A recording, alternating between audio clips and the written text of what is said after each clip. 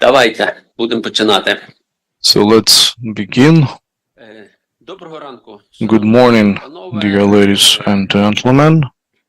Будемо We are роботу starting the work of круглого столу. our roundtable, Власне, and форматі today цього круглого столу ми this is the very roundtable that we would like, during which we would like to discuss, like planned before, conduct yet another expert discussion тему dedicated to the access to the state service and процедура. the competition procedure. Власне, And відповідно according, well, having discussed during the discussion over this set of these roundtables conducted by the Center of Legal Reforms, supported by the Council of the Next Generation, financed by the USAID, we are planning to discuss at this platform all most difficult issues and problems of existence, functioning, and development of the civil service in Ukraine in order to develop and to find the best and most efficient variants of the reforming of the letter so that it be developing in the future. We already discussed last time, I think it was way back in July, we discussed the actions of principles with the civil service. And I think that, at least back then, I thought that the discussion was quite interesting with lots of philosophical discussions about the role of the principles, the meaning of the principles, and the content of the principles. And today our topic is the constitutional law of citizens to have access to the civil service, how to use it, and hence the competition procedure, because definitely conducting competitions definitely is the best way to grant access to the civil service. But there's always a question how to conduct those competitions so that those competitions be efficient as possible, and not for them not to be just fake procedures in order to tick a box saying that, yeah, we've had yet another competition. Well, and I see that everybody's wearing suits and ties, and I'm the only one. Sorry, I think the summer shouldn't be over. I want the summer to continue, at least with my external appearance, with my attire. I want the summer to continue. There's no way summer's over. So that's why, once again, probably not everyone knows me. My name is Igor Koliushko. I'm the head of the Center of Legal Reforms, and as early I planned to be present, to be working during this meeting, but the Kiev Mogila Academy made me read out a lecture, conduct a class, so I need to leave in an hour time from now, and Oleksandr Sayenko will fill in for me as a moderator. But I think the discussion will not suffer, this roundtable will not suffer, even if I leave. So there were meant to be several introductory words. Not everyone who we have been inviting have managed to be present today. In particular, Montan Enberg, the director of the program USAID Council of the Next Generation.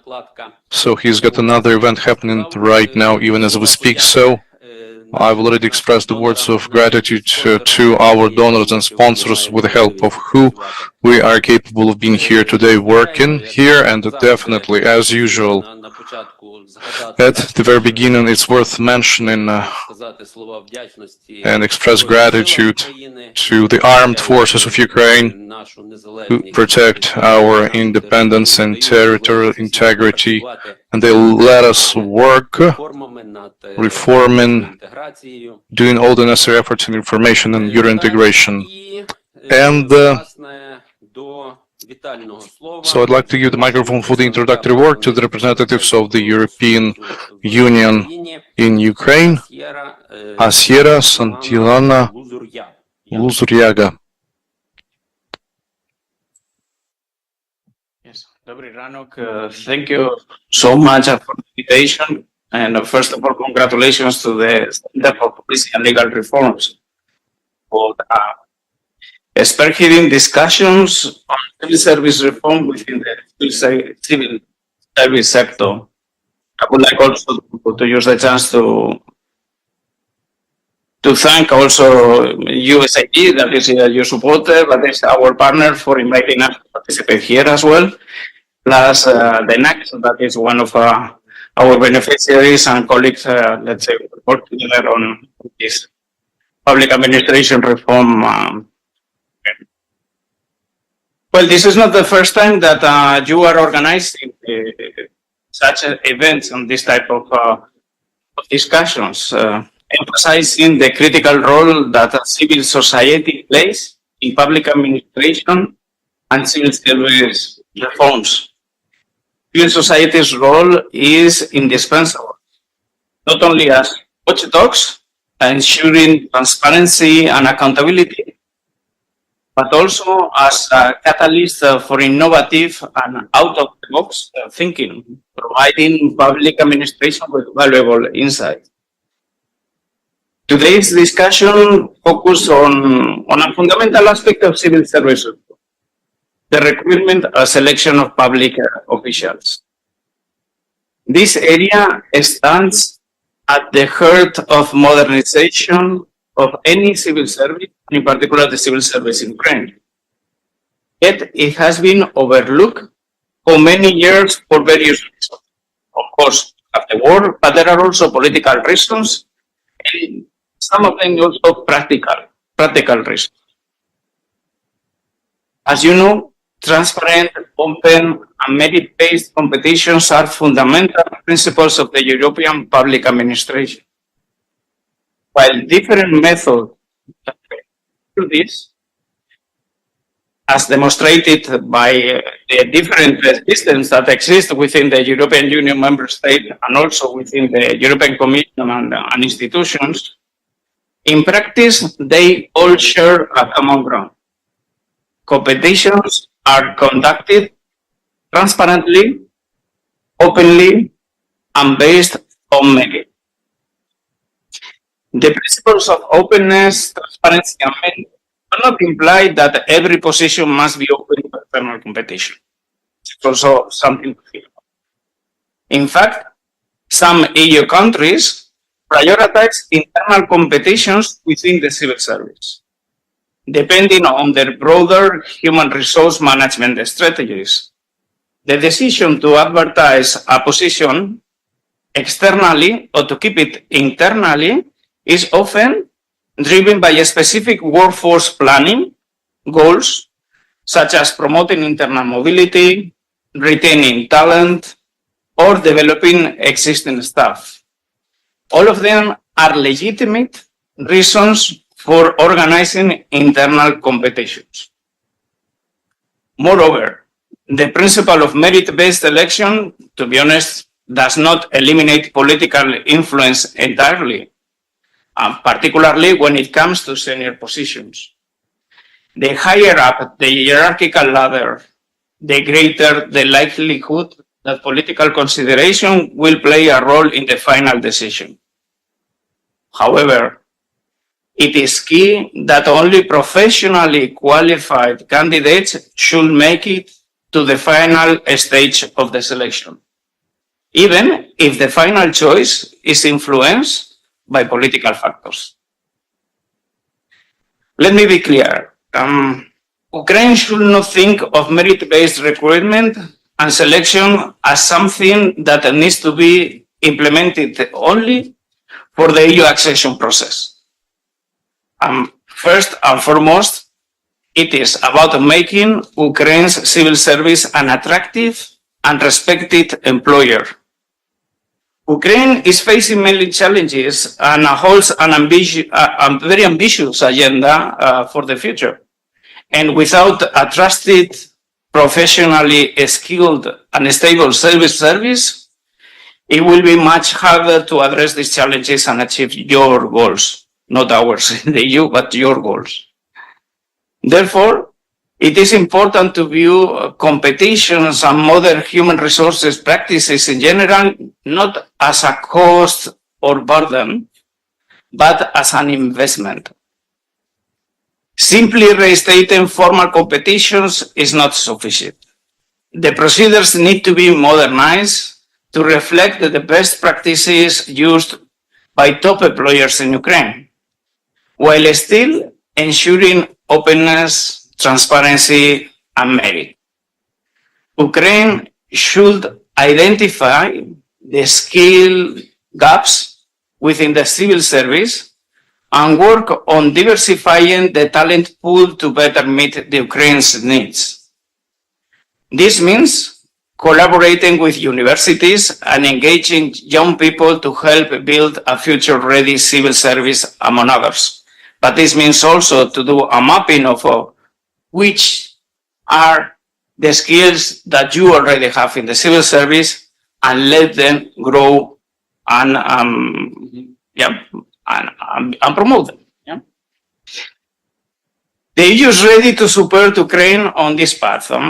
It is not by chance that all public administration reform indicators of the Ukraine's plan are in the area of civil service reform. Reinstating and improving merit-based competitions is one of these 5 public administration reform indicators, and it is important. It is an important element of the EU accession process too. So I would like to highlight that it is not only about formally restating the competitions, but to ensure that they make a real qualitative difference.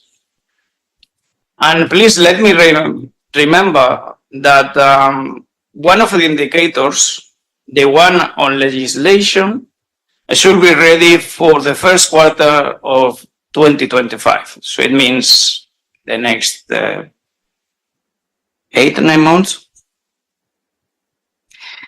EU-funded EU4PAR team, as well as our colleagues from Sigma, are supporting the NACs and are supporting the public administration reform in Ukraine. And in particular, EU4PAR is working on modernizing recruitment and the selection procedures. We are also working through the World Bank on the development of the human resources management system. I understand that currently, let's say, the result of policy consultations or a document around policy consultations could be released soon and become the basis for a structured discussion among all stakeholders, including at political level.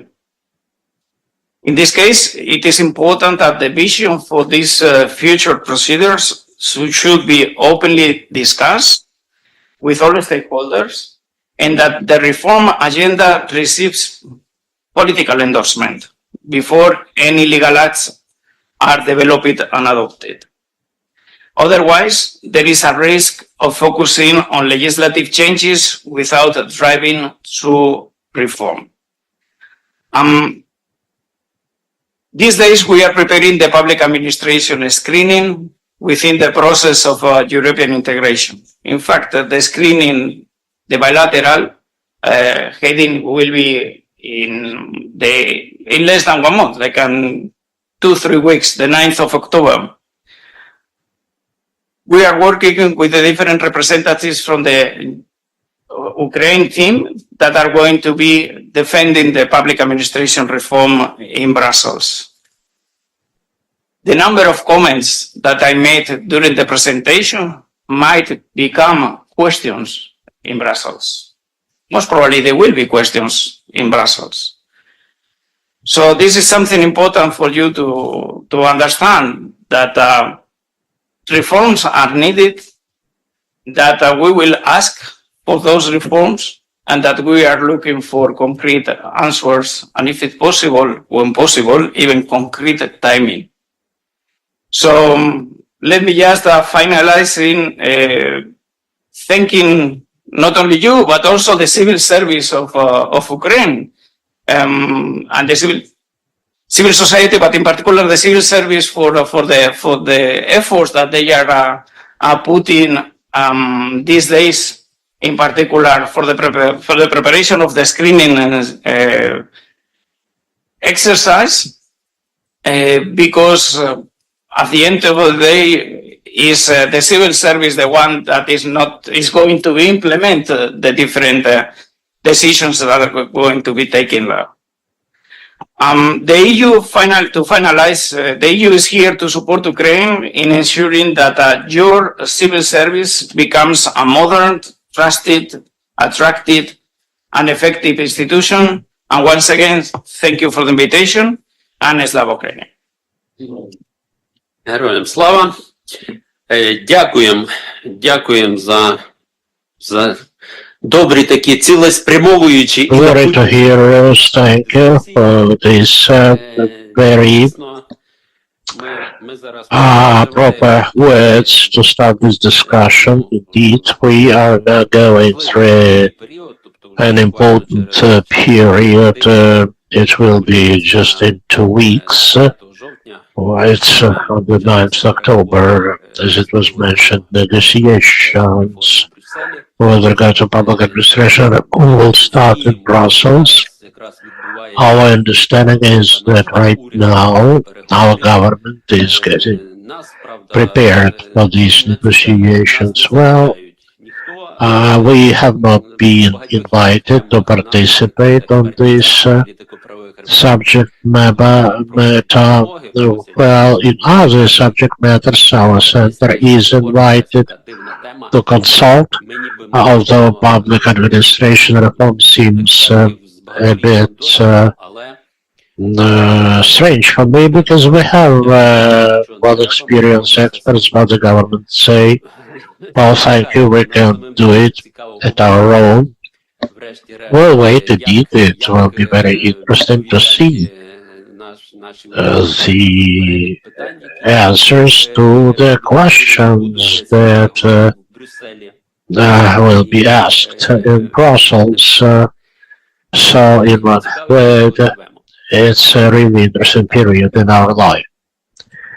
Concerning the question of being invited, there is an open now, if not mistaken, yesterday it was open, but for a couple of days only, the possibility to, for those civil society organizations that they want to participate in the process, to, I don't know if it is to participate. I don't know exactly the how, but now you have a couple of days to tell the government that you want to participate. Okay. Perhaps it's not enough 2 days, but at least the opportunity is there. Дякую за це уточнення. Thank you for clarifying this. In the meantime, we'll move forward with our agenda, and actually some of our participants are online. By the way, I apologize if I forgot to say if somebody cannot speak English. Well, online we have interpretation. You can use it. So we'll move forward, and I'm invited to the floor Sigma program representative Lech Marcinkowski. He is joining us online. Good morning, and thank you for the invitation. It's always a pleasure to participate in these in-depth discussions organized by the Center. And indeed, it would be difficult to find a more central topic for the civil service than recruitment. This open and competitive recruitment to public administration is, as you know, at the core of the principles of public administration. And at least this entrance level recruitment is open and competitive in all countries of the European Union, although of course modality is different. And as Uryaduvannya mentioned, internal promotion is also a practiced option, but this is for not the entrance level. the entrance level is always open and competitive. So let me just remind you that the principles of public administration that set the standards require that public servants are recruited through transparent and open competitions based on merit. And the principles provide some additional guidance, including the reference to job descriptions, the content of vacancy announcements, the composition of the selection committees, the adequacy of the selection methods, and also diversity and equal opportunities. So when thinking about restoring competitions, all these prerequisites should be taken into account. And in 2023 assessment of the situation in Ukraine, we noted with great regret that the civil service in Ukraine has been heavily impacted by Russia's war of aggression and the subsequent introduction of the martial law, and that special measures that were implemented in recruitment, among others, result in a reduced emphasis on merit-based practices. And I'm very happy to see that the reconstruction or restoration of merit-based practices, first in recruitment, is at the core of the Ukrainian administration concern now. It's also in line with the very first recommendation out of 6 recommendations that we made for the public service and human resource area. The first one was the following: the government should restore as soon as possible the application of civil service law provisions that ensure merit-based recruitment and promotions, including reopening and upgrading the unified portal for civil service vacancies. And we also called for the strengthening of the professionalization of senior civil service recruitment procedures and elimination of political influence in the assessment of candidates. And these 2 priorities have been adopted and clearly indicated in the Ukraine plan. So now we are standing in front of several questions or observations, and I would like to make some of them clear here. And I'm sure that many of them will be discussed later in the second part of the meeting. So the first question is, what do we mean by restoring?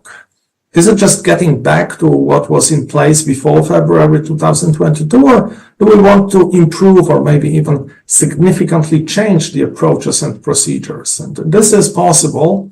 The situation when you don't operate on a living creature like the recruitment, that they are suspended, you can change and then introduce something completely new. But if to change, would all procedures need to be modified, both category A and category B and C?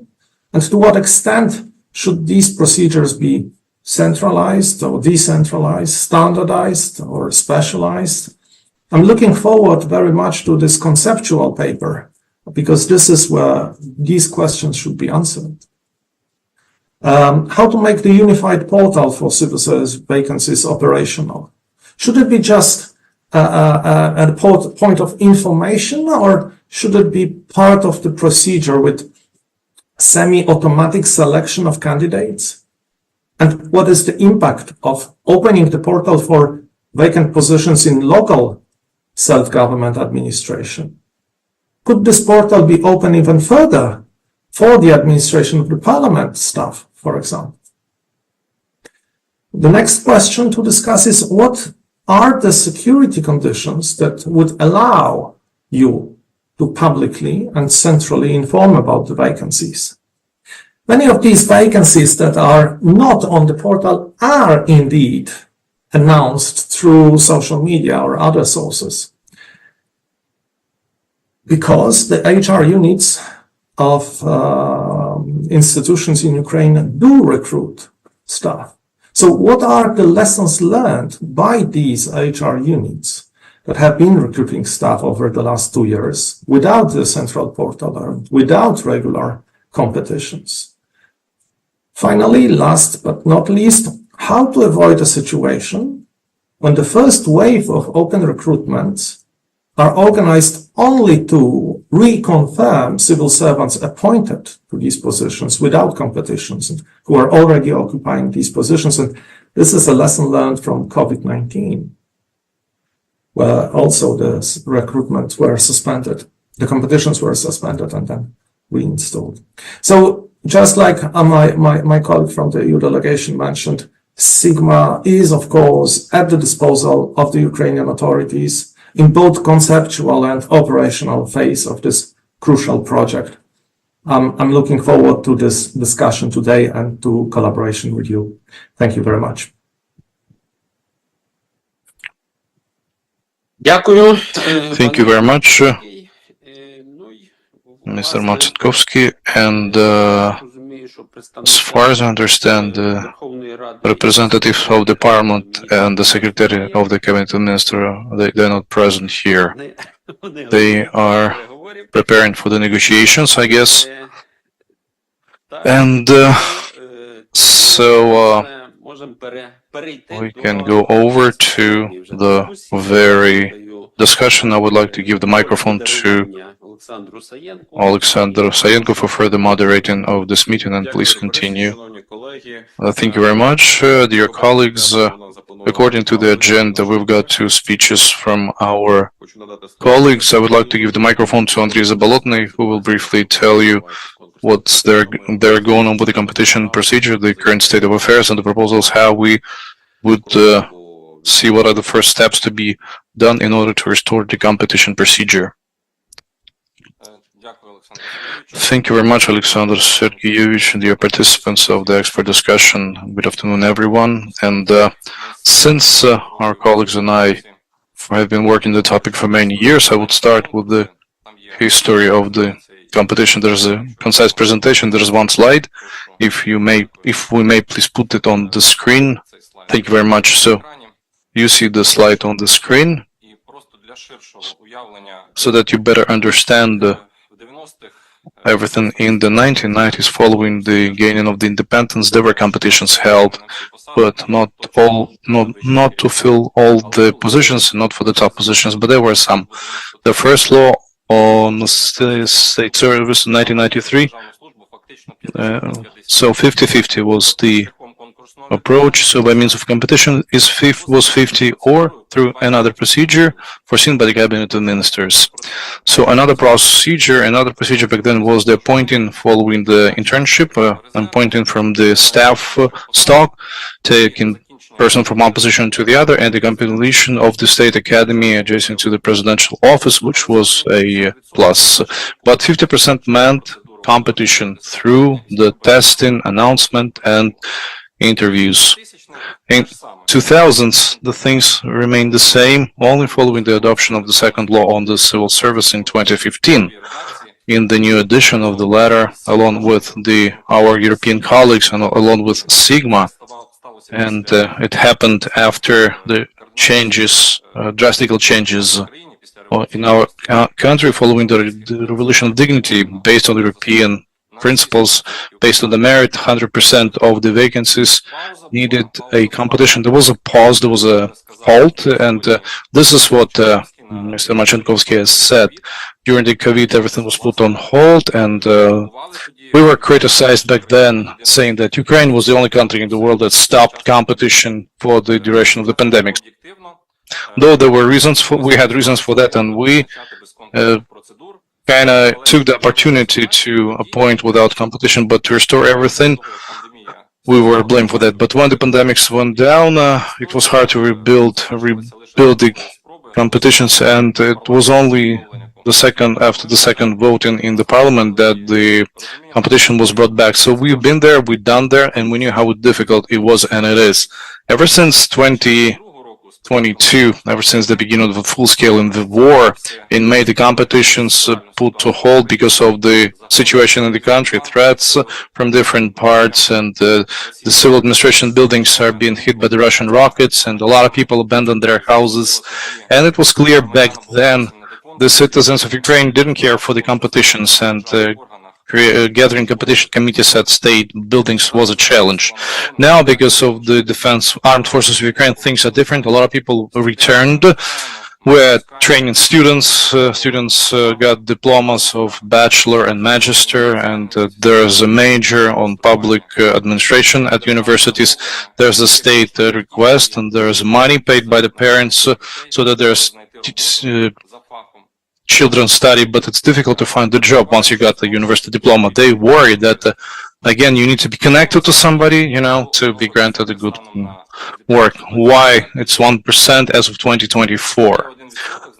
If there's 1%, meaning there are competitions going on, and this is correct. Let me explain you what percentage this is. And, well, there are about 35,000 vacancies all over Ukraine. That's the number of the vacancies as of now. That's number one. And number two, in some of the state agencies and government bodies, there are competitions taking place even with the martial law on.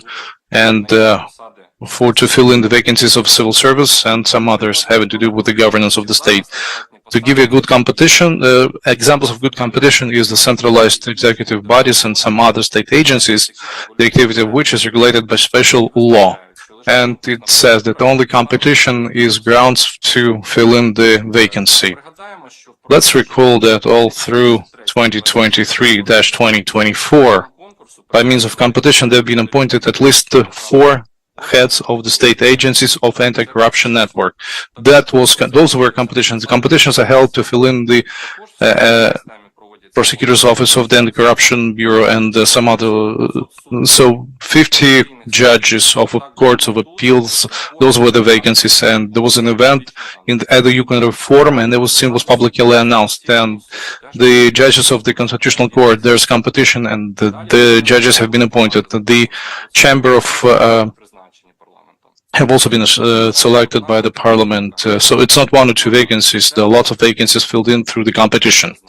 And number 3, where to look for the vacancy announcement. If somebody is looking for the work with the state sector and under circumstances, there's no portal of state services service vacancies that used to be functioning in the past. This is not a joke. This is just you need to go to the administrative building of the state entity, ask the guards to call for a representative of HR department, and if you're lucky, you will be able to talk about the vacancies with that HR person.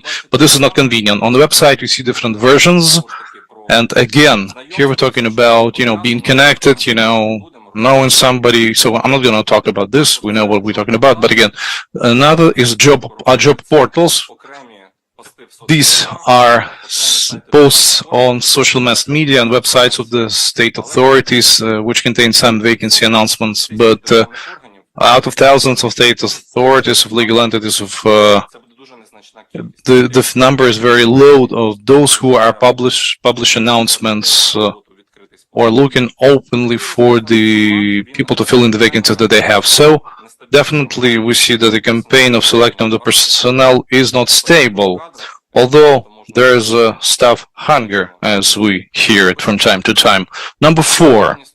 So the stakeholders, they are pretty much aware. These are the citizens who are the stakeholders. And as Igor Borisovich has said at the very beginning, we're talking here about the restoration of constitutional right to equal access of the citizens to the civil service. And there'll be no so there were some restrictions for the during the martial law times, but what can people do? They can write a petition. They won't go to the court. They will simply write a petition. Now, then the students you've been talking about, and we do worry for today students, tomorrow our employees, following the social survey and the willingness of a majority of the people leave Ukraine for elsewhere. So we need to do something to motivate the youth to stay within Ukraine. We need to create better living standards for them. So several days ago, the social policy, along with the UNFPA, rolled out the draft of the strategy of demographic growth 2040.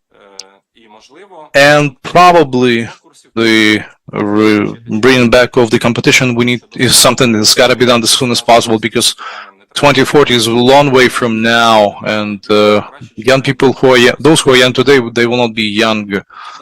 So then the state agencies and the respective people working there are the stakeholders. You're all here. I think they do worry. You all worry for this because you need staff, you need people to work. but at the same time you think that the additional filling in of the vacancies and conducting of interviews are not defined by the law. So the lawyers do know what I'm talking about. So if a person is invited to an interview but was later rejected, then the person needs to protect his or her rights. If he or she thinks that the person was not fired impartially because of some unknown reasons, I'd like to know what will the court say when the court figures out that the state agency violates the special procedure, the time and the everything and the conditions, and the European partners definitely, because the competitions are the competitions are about filling in the vacancies with the state service by the best candidates that will bring Ukraine as fast as possible to the full EU membership. This is something that we already talked about, and this is what the public administration will be doing in the nearest future. We do need professional, we do need skilled people. To wrap up, I would like to say that during this session, plenary session, there were two laws about the competition. That's the reformation of the Customs Office. The law was adopted, and the Chamber of Accountants, there was nothing about delaying of the competition.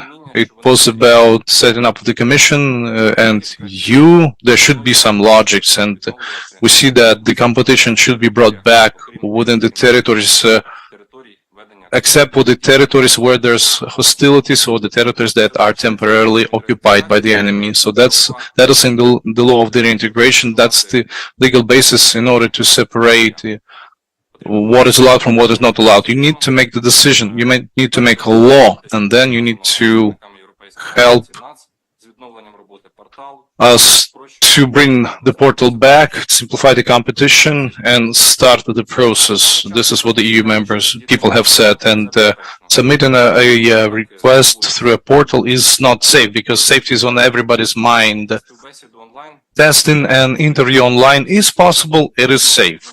Well, relatively well. It's difficult to live in Ukraine, but we will try to do our best all the way till we win. Probably our European partners, our guests, will share their experience, because we know in some countries of the European Union, the procedure of competition is held online 100%, and there's some experience of the European HR Bureau. This is step one. We need to bring back the competition, and we have the Center of Political Reforms point of view, and we need to bring back the competition as a just procedure for the citizens. Thank you very much.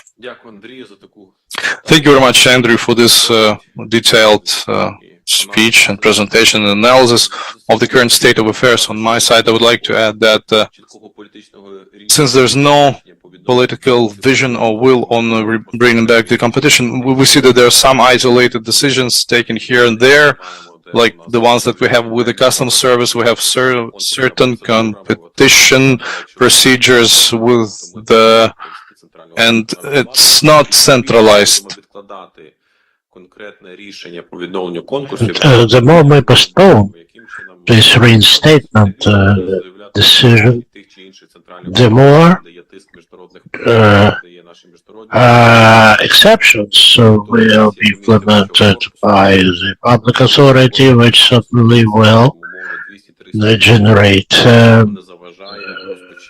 certain position from the European Commission. So if we want to start engaging international partners, we need to start this process and to build this procedure of organizing commission or the board, competition board at the central level, and certainly if there are any political influences, still we need to make sure that this selection is very objective.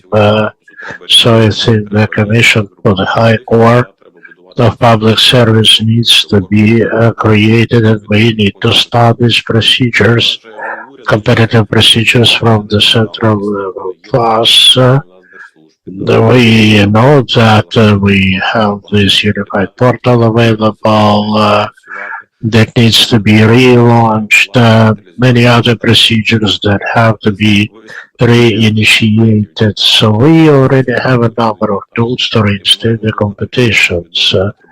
So this reinstatement probably will certainly need a lot of people at the public service, so we need to really think about the right ways to select and to appoint these peoples.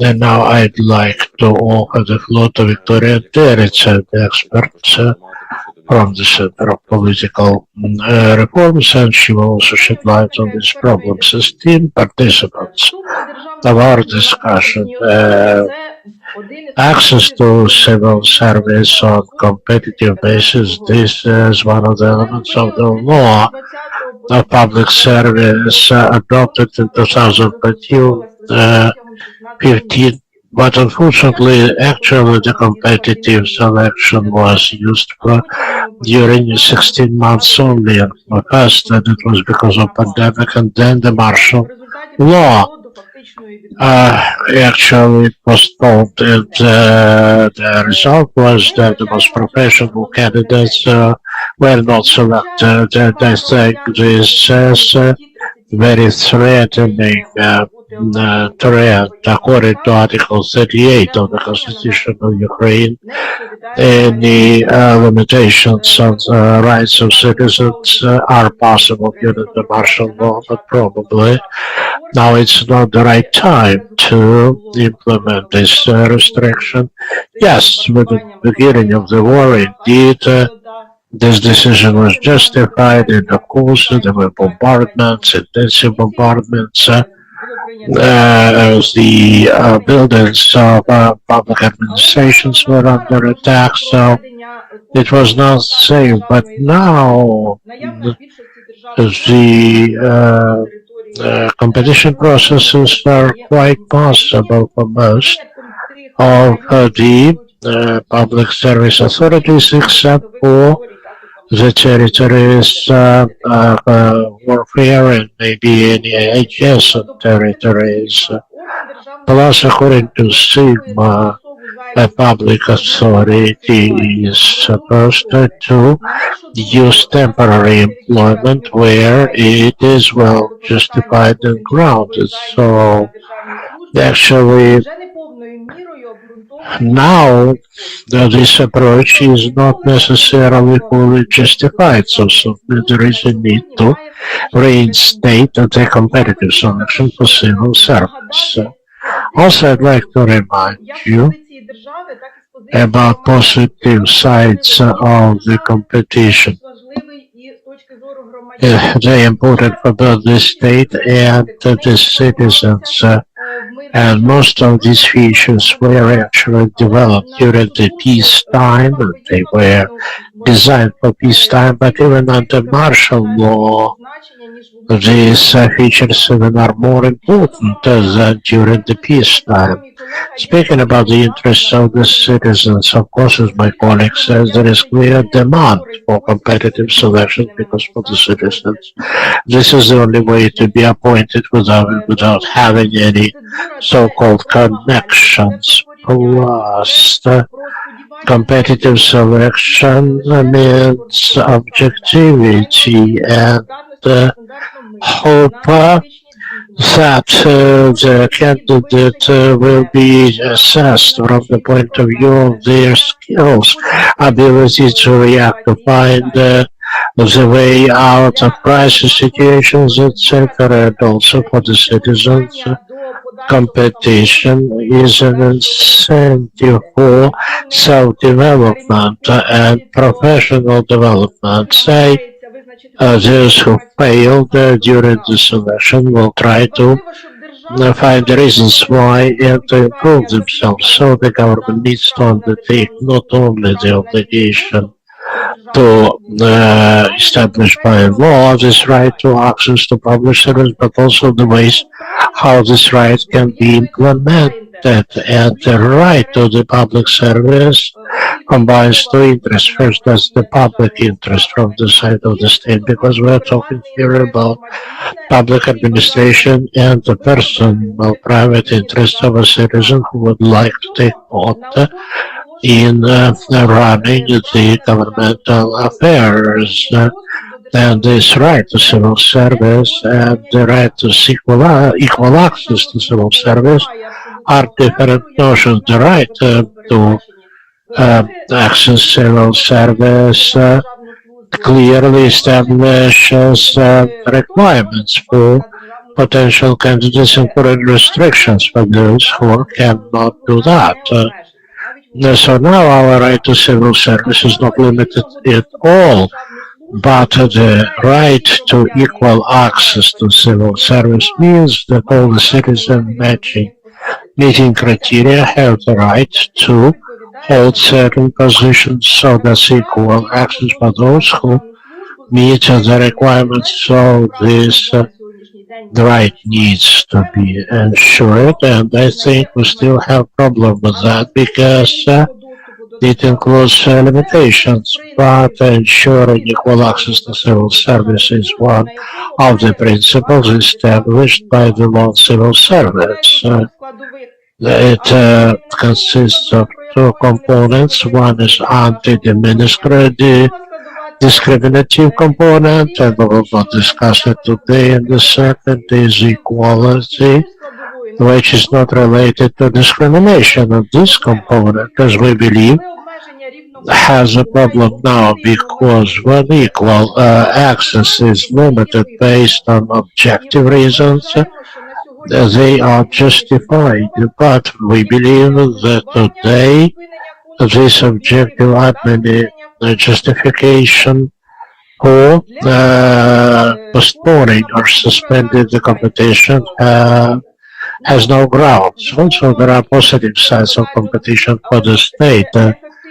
Of course, it's about an efficient way to occupy positions that has proven its validity in most of the countries. Plus, it means big orientation towards professionalism rather than to political loyalty or even any ideological reasons. Also, during the competition, the government can select those who matches the best requirements for specific position, and thus we enhance our professionalism of the government, certainly increasing prestige of the public service. Plus, the important component is statistical function because it makes it possible to monitor the demand for positions in our civil service and respectively make necessary steps to make it more attractive. So we suggest that during the martial law we still can limit competitions only in the areas of the warfare and adjacent areas. In all other territories, the competitions have to be reinstated. We agree with those experts who believe that the recruitment for civil service needs to be efficient so that the deficit of human resources is quickly covered. We certainly need new approaches, new methods to look for HR, new approaches from local governments. One of the problems how to solve this lack of human resources is through the testing as the first stage of the competitive selection. Of those who pass the tests successfully, then actually the head of the respective authority may even appoint the successful candidate without any additional requirements. So in our center of political reforms, we make emphasis on shortcomings of the existing competitive procedures, in particular we draw attention to the need to simplify, to streamline it. Members of competition board need to be properly qualified. There are questions sometimes to the qualifications. There are still risks that they are influenced. Also, the important part is objective. The evaluation and assessment of the test results, of competition results. The important point, as we believe, is that there is no competitive selection for those who used to be part of this service. It's important to reinstate this unified portal, and of course the competition procedures need to be ensured according to the current requirements of time. So we believe that it's all important for both peacetime and wartime. In addition, the shortcomings that I mentioned mean in compliance with some Sigma principles with regard to civil service. So what do we suggest to find the solution? The main emphasis is on the fact that competition can be conducted online, including testing, evaluation, and assessment of the candidates. Thus, the procedure will be specified. The external HR experts need to be engaged, which will make this competition less formal and more professional. The qualifications of the competition board members need to be duly checked and evaluated. The unified portal, of course, operations need to be reinstated as soon as possible rather than in the first quarter of 2026 as the government plans.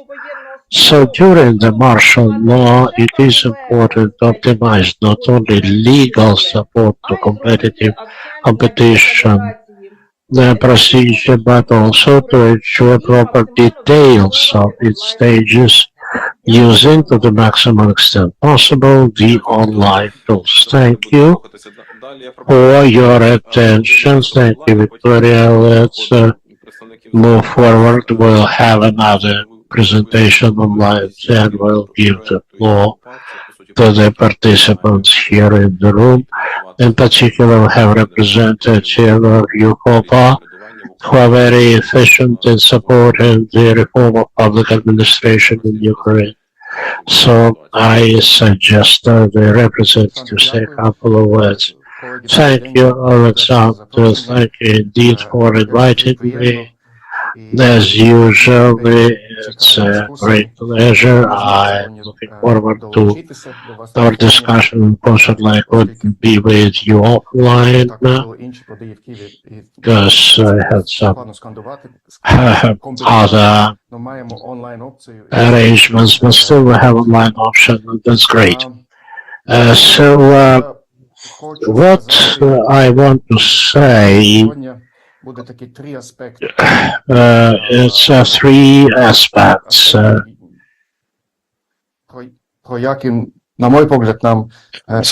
these are the aspects that I think that we need to be discussing today. Aspect number one is that why the competition needs to be brought back.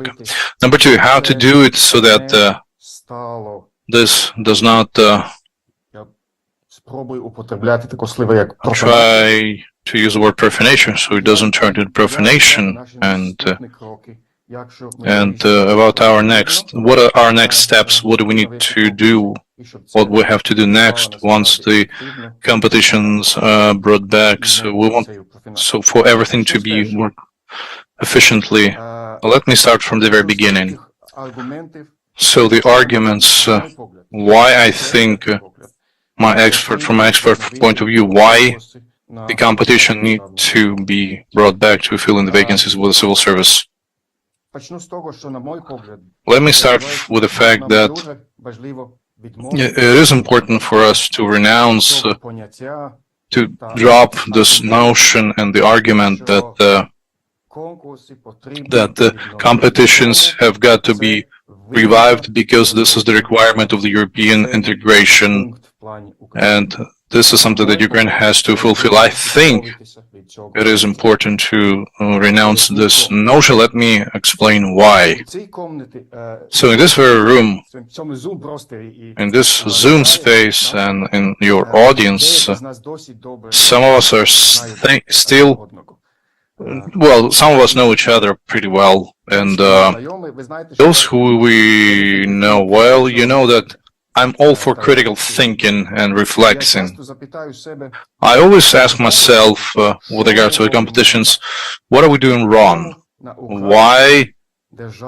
How come that the Ukrainian civil service all through this years, ever since the COVID-19 times, how come that there's an allergy towards the competition procedure? I've been looking for the answer for several recent months, and my colleagues and I have met a lot of Ukrainian civil servants, mostly managers and HRs, and we've been trying to better understand their vision on the matter. And the majority of the reflections on the part of those people is something that haven't amazed me. Let me give you some examples of the answers that we've heard quite often. Number one is that a lot of Ukrainian civil servants think that during the war, the civil service, as never before, needs professionals and skilled people who will become part of the civil service and will be working for bringing victory closer and rebuilding the country. The way we do it doesn't secure it. The staff hunger, people are leaving country, challenges that the country is facing. The international obligations are requiring us of having the powerful civil service and bringing the competitions back.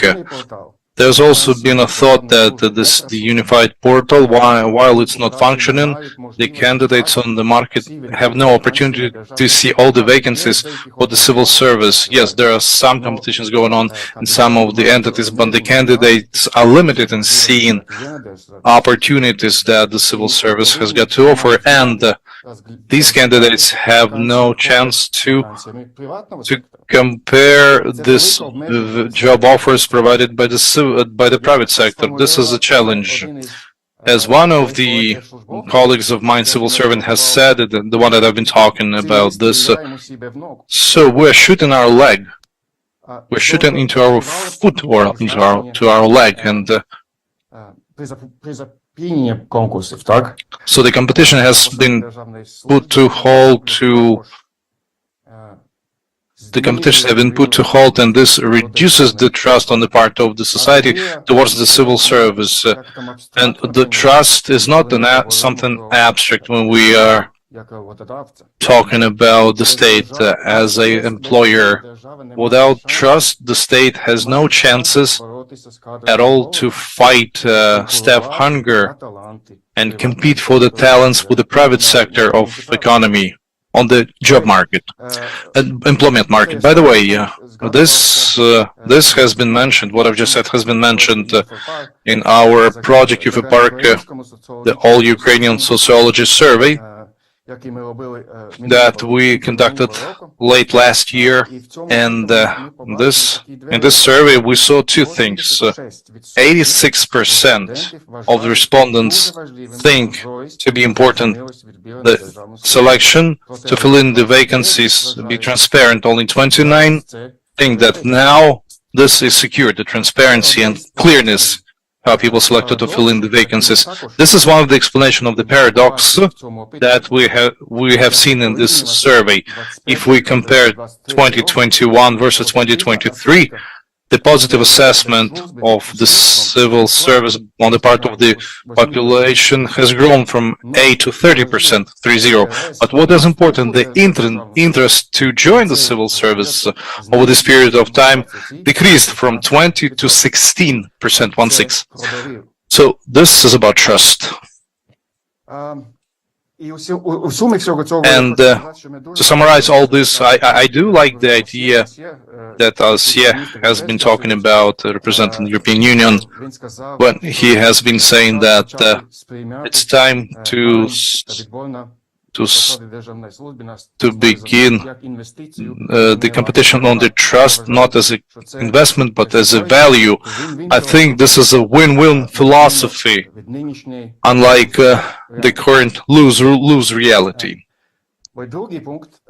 Number one, that was number one. Number two, if I still have time, if I don't have time, Andrew, please signal it to me, let me know.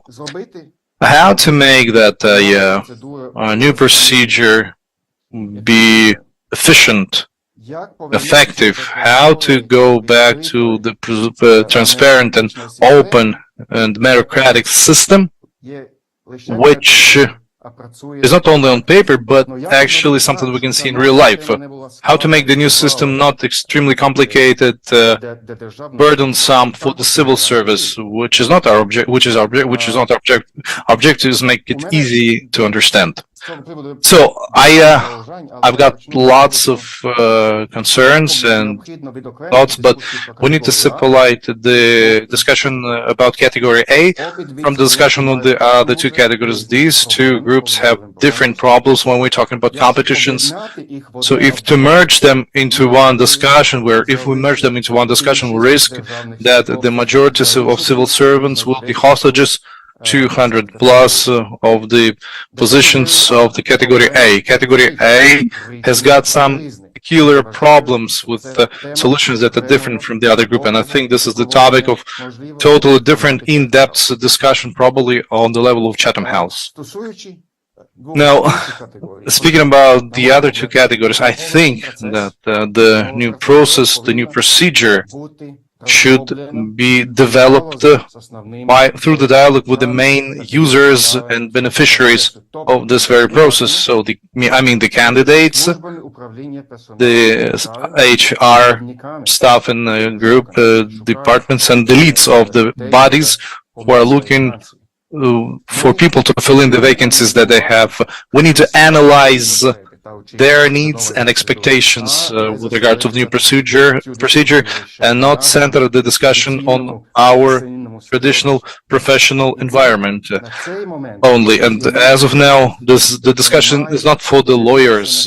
They need to arrive only after the political decision is made with regard to the new procedure based on the clear policy document. And I also think that it's important not to concentrate on how things were in the past, but to be developing a procedure that will meet the present day needs and requirements and will be convenient to use by everyone. We need to answer the question whether that this new procedure is ready, and this procedure needs to be the process that we will use to select the candidates all through the 10 years to come, all through the period that Ukraine is acceding to the European Union. Will this procedure cover our needs? We need to look at it from this angle. And once again, and during each and every forums and meetings, I repeat, the logic should be one and the same. First, we develop the concept and we shape up our vision with regards to the process. So this should be a political process as well, and only then, based on this, we develop the normative changes. The normative frame shouldn't define our vision. It should be the other way around.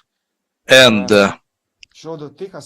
with regards to the aspects that we in our team we think they are important. We we also powerfully cooperate with the people from the NAT center. We work about this, and let me simply outline some of the important things. Thing number one, the new procedure, I think, needs to increase the number of the tools and ways to fill in for the vacancies. The previous system was not flexible enough. It didn't have any tools that would contribute to the internal growing of the civil servants of the civil service. We are suggesting added internal competitions and internal promotion in order to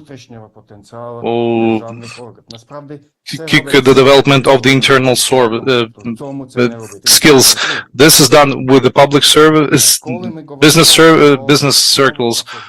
Why don't we do it in civil service? Speaking about the new procedure, we also need to be thinking at the same time about the ministries and about NDA. So that means that the capacity of the entities to organize competitions and assessment of the candidates vary from. So design of the new procedure should consider this, and we need to provide to secure the basic minimal quality level for all the organization levels on all the levels. How is it possible? How we can?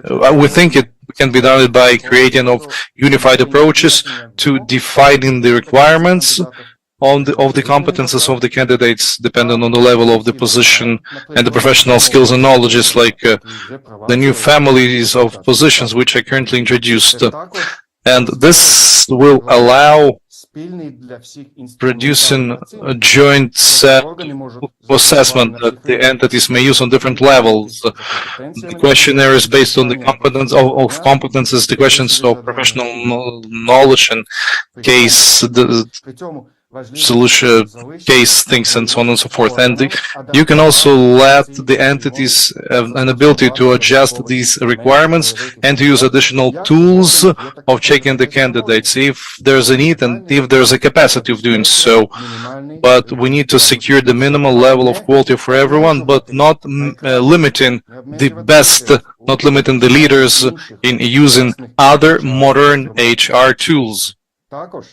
And we also need to wander away from the willingness to minimize all the risks and assumptions through the procedural things, meaning that the chiefs of the departments will be abusing their powers in this process. We need to trust leaders and chiefs more. We need to let them more opportunities to select people to fill in the vacancies that have just appeared, and place more responsibilities on their shoulders, on the shoulders of these chiefs and leads. The processes are important. We need basic filters which allow us reducing the burden on the employees that check whether the candidate matches the requirements, and they do it manually. And we need to be able to drop the candidates that don't meet the standards from the very beginning. There are two new filters. Filter number one is the automatic rejection at the portal of Gov.ua if the candidate doesn't meet the requirements, and that's the general aptitude test is another filter. So general aptitude test. So these tools should not become barriers, but they should reduce the burden on the Commission and should reduce the cost on conducting of the competitions. Another change that will allow us to reduce the burden and cost is their thinking of the composition of the competition commissions.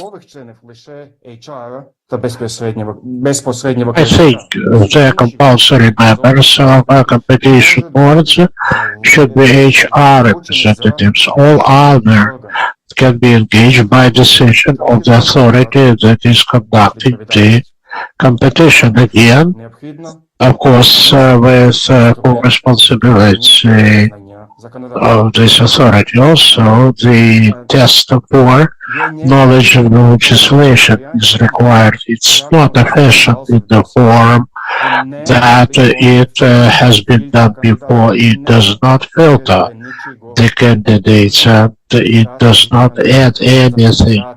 It doesn't check anything except for for checking the memories of the candidates, how well they can remember the provisions of the legislation.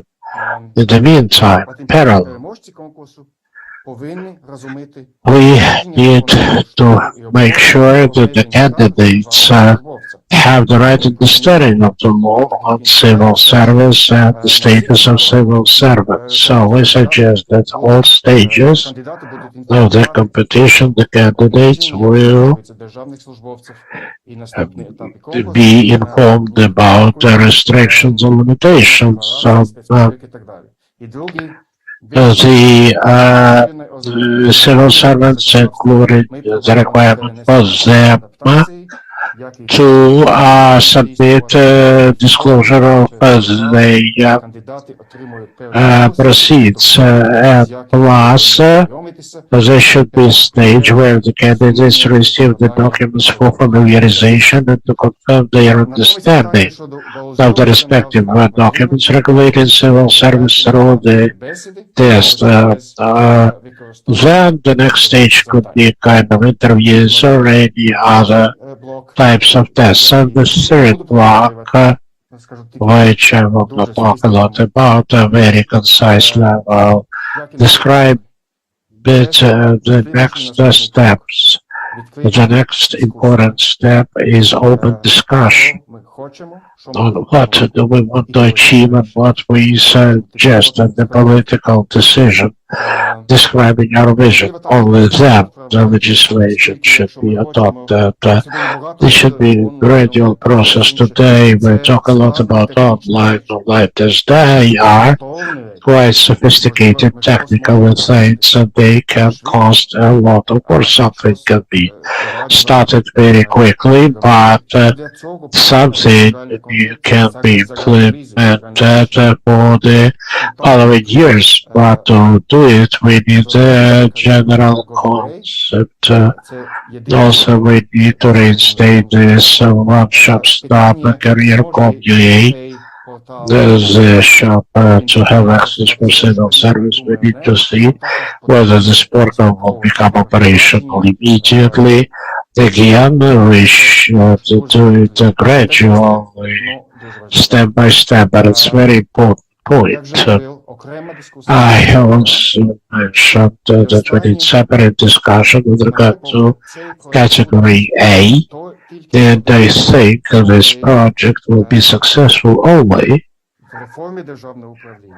when the reform of civil service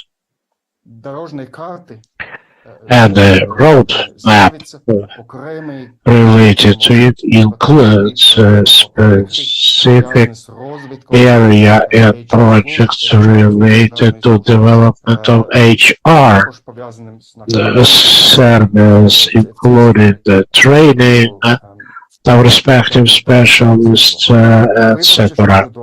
I'm sorry for maybe taking too much of your time, but I really have many things to share with you. Thank you. So we can see you already know how to do it. I'm sure you have the concept ready. Well, we have here Alexei Baranets. Let's give him the floor and then we'll move forward with the discussion in the room. Yes, good morning. Good morning, esteemed colleagues. So I'm really happy to take part in this discussion. Probably from the first day of my mandate, I've been cooperating with the National Agency for Civil Service, including such matters as wages, salaries, and other points. Well, speaking about modification and improvement of recruitment and selection procedures, I'd like to mention the very important issues about reinstatement of competition for access to positions in civil service. You know, it was suspended, but the law is taking longer and longer, and we cannot keep our civil service as something temporarily reformed. So yes, there is clear demand for reinstatement. In my party, I deal a lot with youth development, and often I hear discussions about social lifts, social elevators, because there are those who would like to join civil service in spite of maybe comparing to private sector. There are disadvantages, but the youth still cannot see any ways to get access to civil service through competition. So this competition is a very important aspect for social lifts and to engage youth.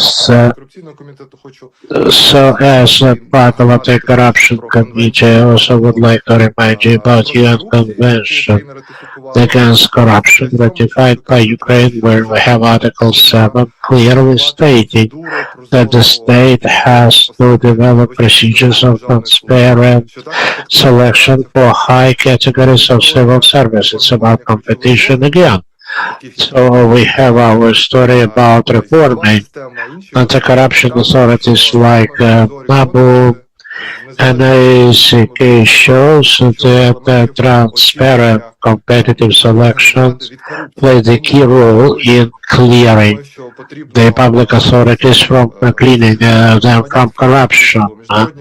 So at all levels, civil society, international parties, we need to concentrate on the reinstatement of the competitive selections. We understand that initially during the war, it was deemed risky because of large concentrations of people, etc., but we can see that Ukraine has adapted to conditions of martial law, and I think it's time to really look for solution, and we need to decide this matter. Thank you for your attention. Thank you, Alex. It's very important for us to have the support from the parliament so that the public service reform has the political support, because yes, it's very good to have in the parliament people who have good idea how important it is and how it can be done. Also, I'd like to put the floor to Konstantin Vashchenko, who would like, he is a former head of National Agency for Civil Service. Probably he has some historical messages for us. Please, the floor is yours. Yes, thank you, colleagues. Indeed, the topic of competition is very important, and I'm sure that all of us who are here have no doubts on how important it is to return to this practice. So I will try to shorten my speech, and I will concentrate on the way how the competitions have to be conducted. Well, probably you will not find any bigger supporter of this idea than me. There were times where we built the proper system. We had a very strong position. We were insisting on open selection for everybody. It was done in order to break the old system as soon as possible, to open ways for new people to join. But we can see that since the time when the law was passed, it was about 10 years ago, and the competition procedures were adopted. We need to learn the lessons from our past in order to avoid such mistakes, at the same time making this procedure more effective and efficient. Yes, I agree with Lucas that category A discussions should be conducted separately, but I would like to suggest something else for purposes of our the discussion. Yes, we need to understand that to accept the realities, recognize that the category A is half political positions, half political positions. So our goal used to be to separate political level from technical level, but de facto we need to understand the objective realities that we will never be able to, well, I can say I'm ready for any counter arguments. We will never be able to fully get rid of political influences for category A positions. So we need to think about the realities of de facto and de jure, thus combining the fact that any minister needs to keep in mind that they will have just the Secretary of State in his office, and they may have disagreements. So we can see that there are secretaries in the ministries where the ministers change and the secretaries are still the same. So here we need to consider changing the logics for appointment for category A positions so that the initiative to appoint an individual would be from political person, while the competition board would then make sure that the proper candidate is selected. I remember during the first competitions when the candidates for secretaries of state could not pass the test on knowledge of legislation because they couldn't handle the computers. Indeed, we had stories like that. So the law provides for specific requirements for the candidates, any specific experience for any categories, A, B, whatever.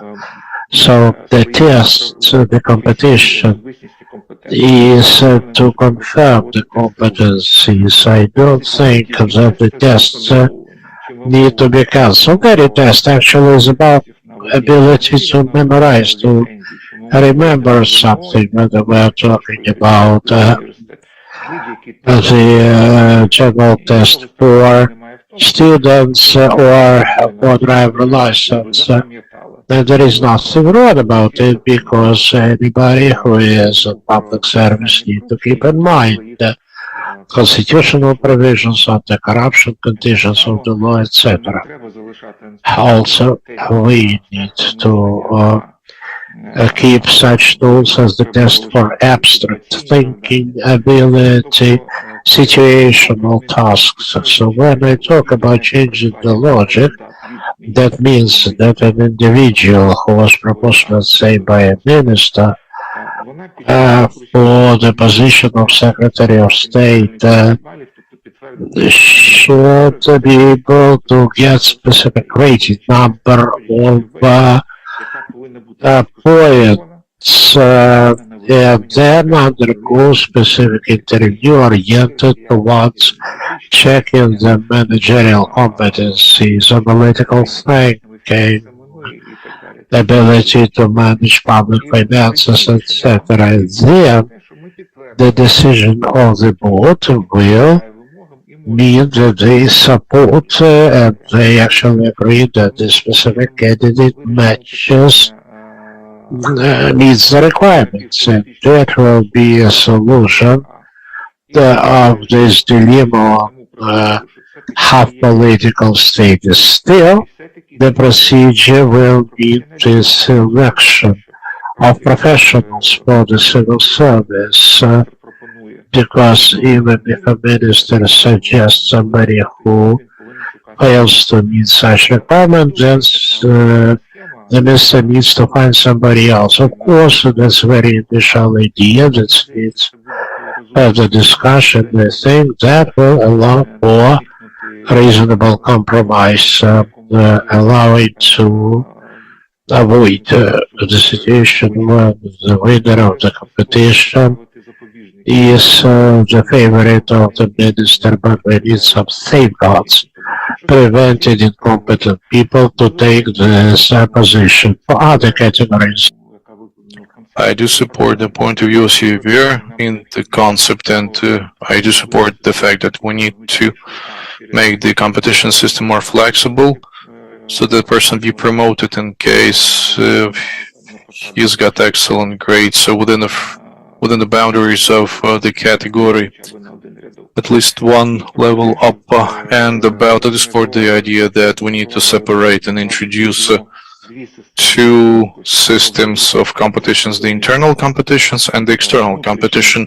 The internal one as a compulsory one, when the positions being freed for the people from within the house be able to fill in the position. This is a step towards the reduction of politicization. When there's a new lead, he or she has to look for somebody within the institution and then call external competition. Speaking about the tools, I'm not going to be talking about them because I think that there are lots of good tools allowing assessing the competences of candidates. But again, you have to be aware that unfortunately, especially when we're talking about V category, there's not a long queue of people.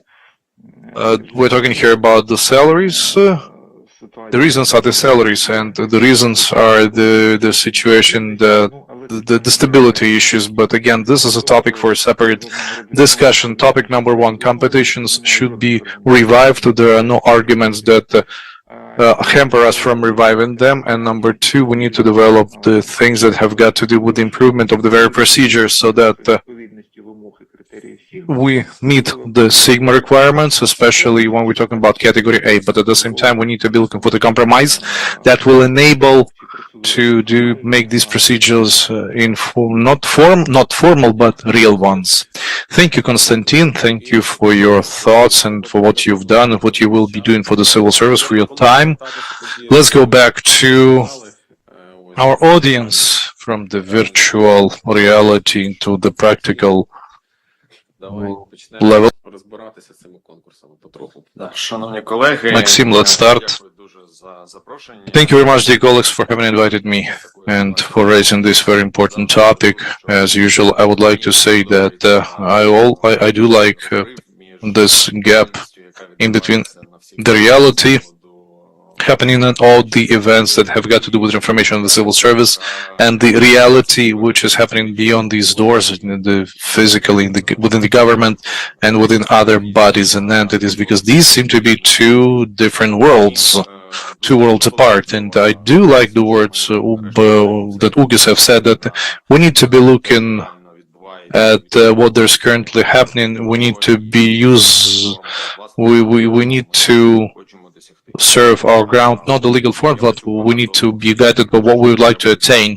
I've heard a lot about that the competition should be revived, and again, and philosophically wise, I can agree with that, but I would like to remind you that currently what there's going on in the real life. Currently, the state entities and agencies and institutions that can be considered to be one of the most efficient, the Ministry of Digital Transformation, Ministry of Economy, they have transferred to the direct record. It's not when you have the competition, please attend the test, submit your declaration, we will be checking whether you're good enough to occupy a civil servant position, or maybe we'll think about it.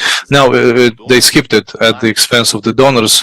Money is paid for the recommendation of a person that can fill in the vacancy. If you're interested, you can earn $1,000 having recommended a potential employee to fill in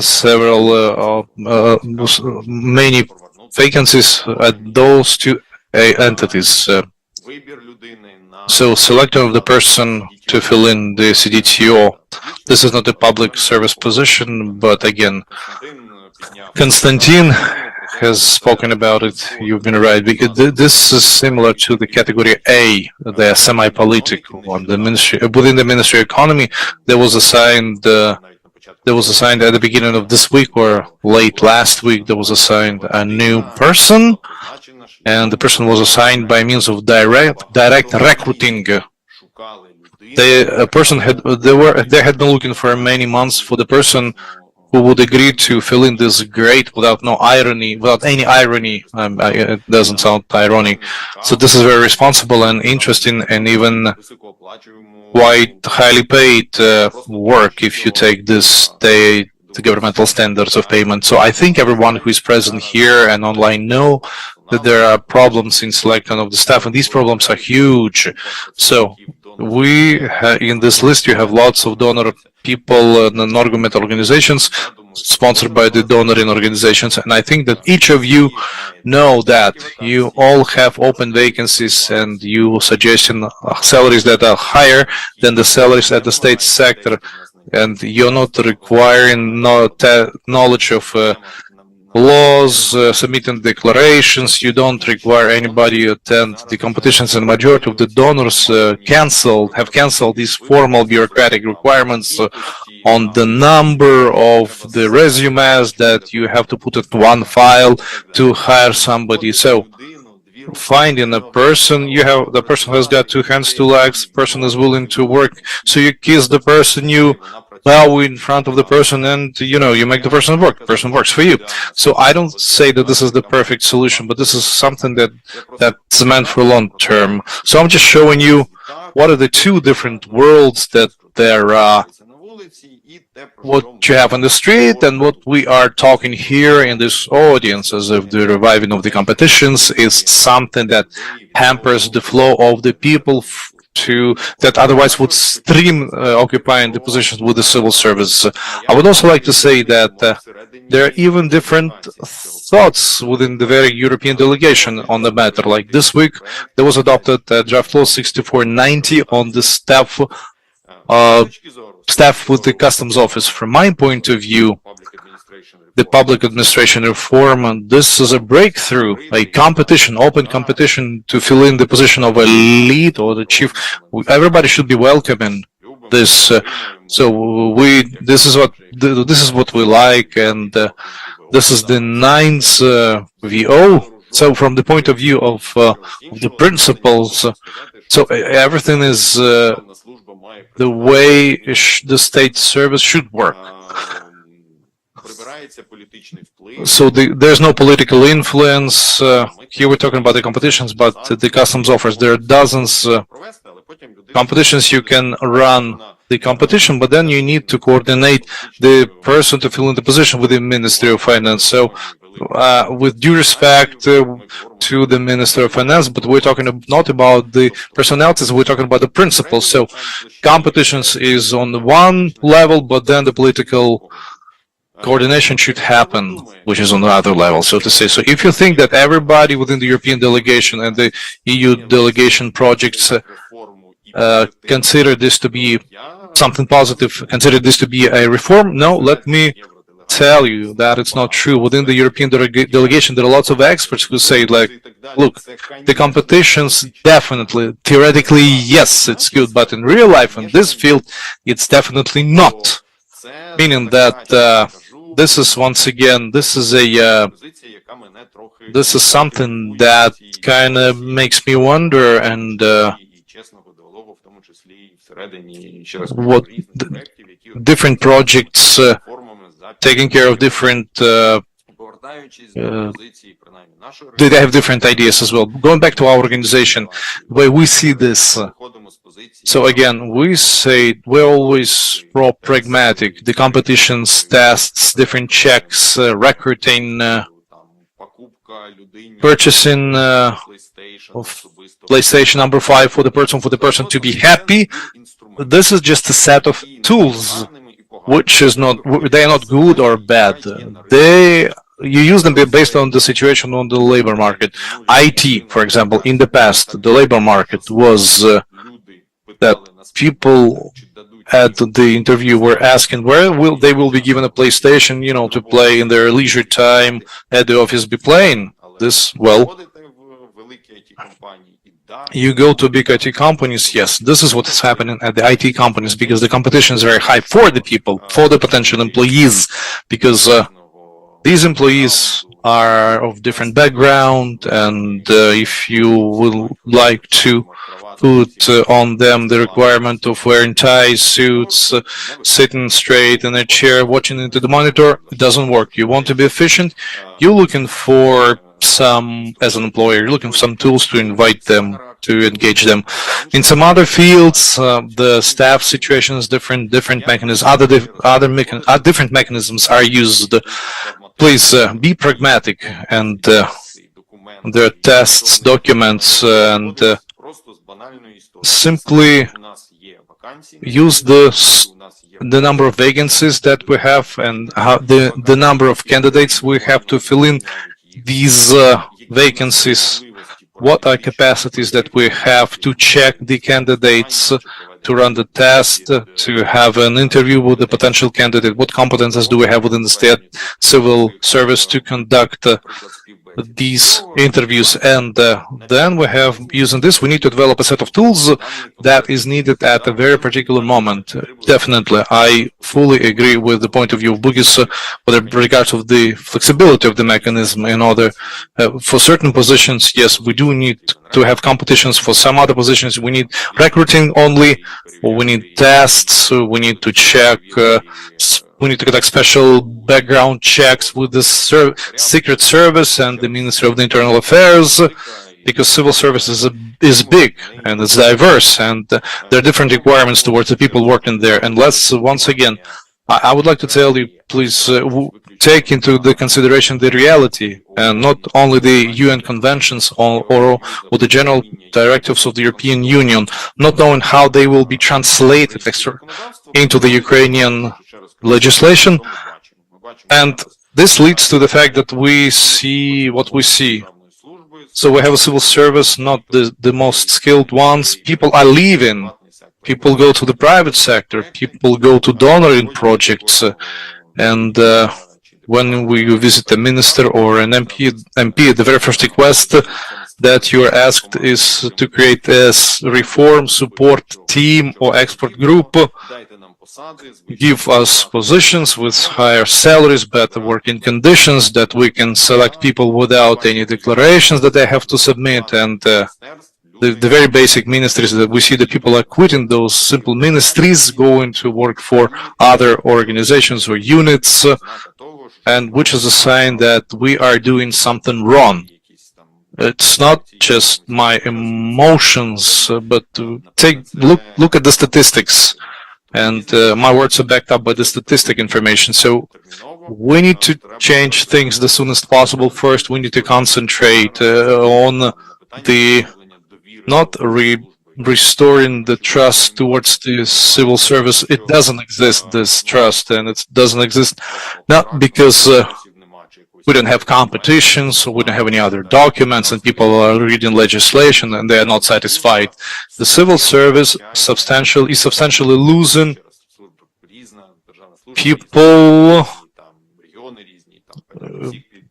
in different regions and different departments, but on average is losing its attraction compared to the alternative employment, and because the salaries are more interesting, the work conditions are better elsewhere, not with the civil service. You know that only 2 hours is the duration that you can switch on the air conditioning while working for the government, you know, and you know, all the anti-corruption things, declarations and everything that you have to submit. And the internal promotion is another thing that, thank you very much, dear office people, for you raising the issue of the internal growth, when it's absurd. Chief cannot promise its subject to be promoted, even though the subject has done something good, has produced good results. And because the competition is done by different vertical, the secretary, the chief of the civil service, and we know there may be some nuances, you know what I'm talking about, even if the competition is pretty much controlled. оцю проблему першочергово, мені здається, треба вирішувати. І поки ми її не This is the problem that needs to be resolved first of all, without finding solution which is formally returned to the competitive selection, we will probably not have the real positive results, because if we cannot hire somebody without competition, where we have thousands of vacancies, that probably not many people will be happy to go through this competition. Well, speaking about different tools, I think the managers need to have more opportunities to select the teams by appointing people directly. Again, I do not have, I am not insisting that this is the only right approach, but I think there are some practices that have been developed during the last 7 years, and we need to assess whether this approach is justifiable, let's say, for category A or any high-level positions. And finally, we need to think about another important point for many stakeholders, not only Ukrainians, where we have this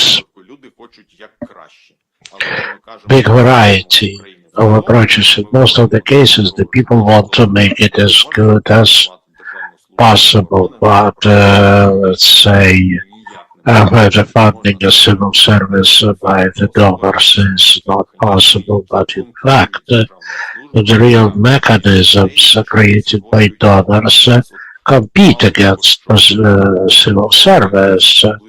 They just attract people, but probably we need to recognize that when you work for US government, it's certainly better for you, especially when the people sitting in the same room is paid by the government. So here we need to think about incentives,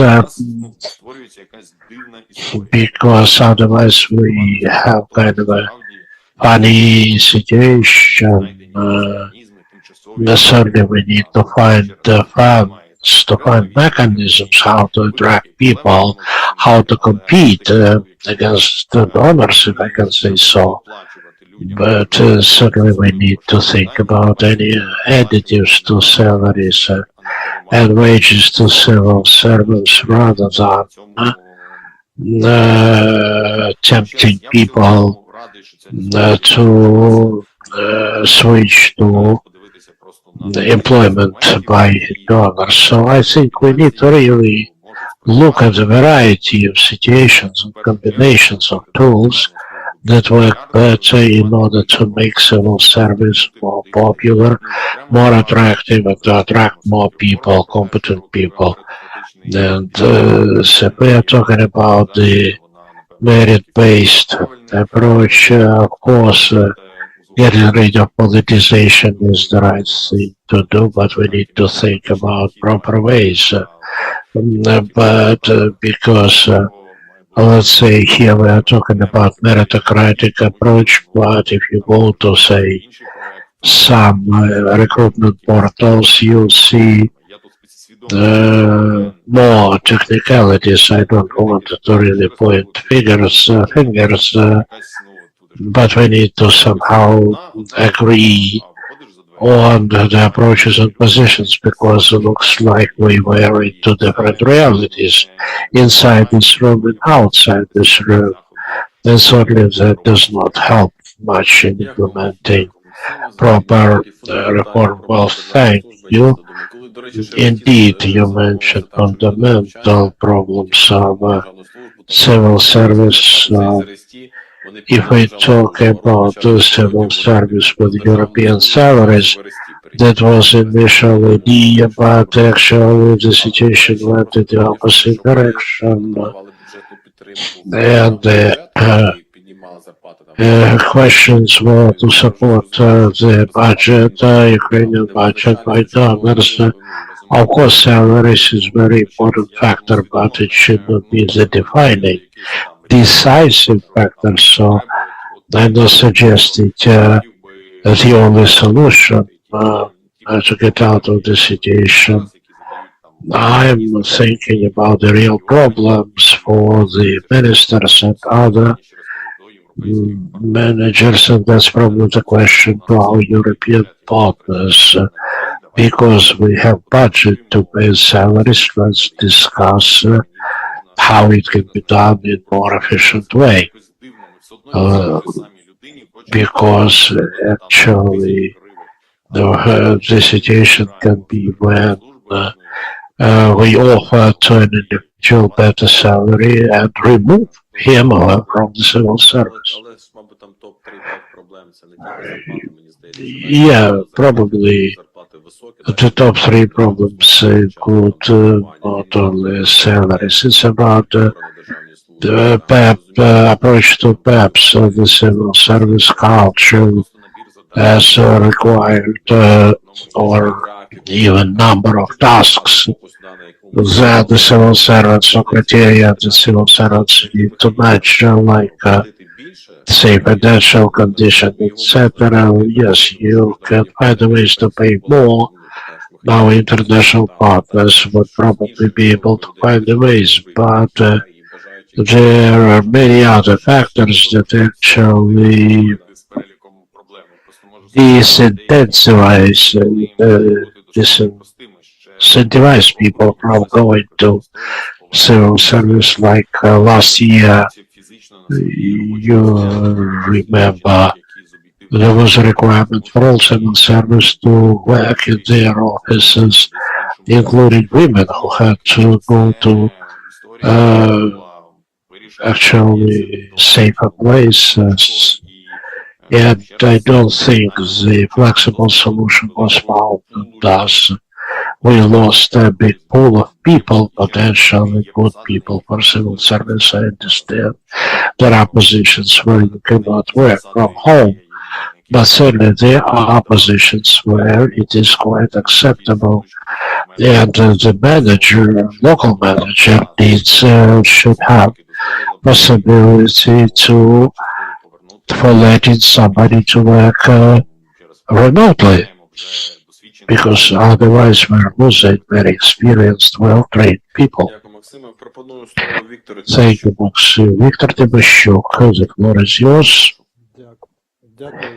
Thank you, Alexander.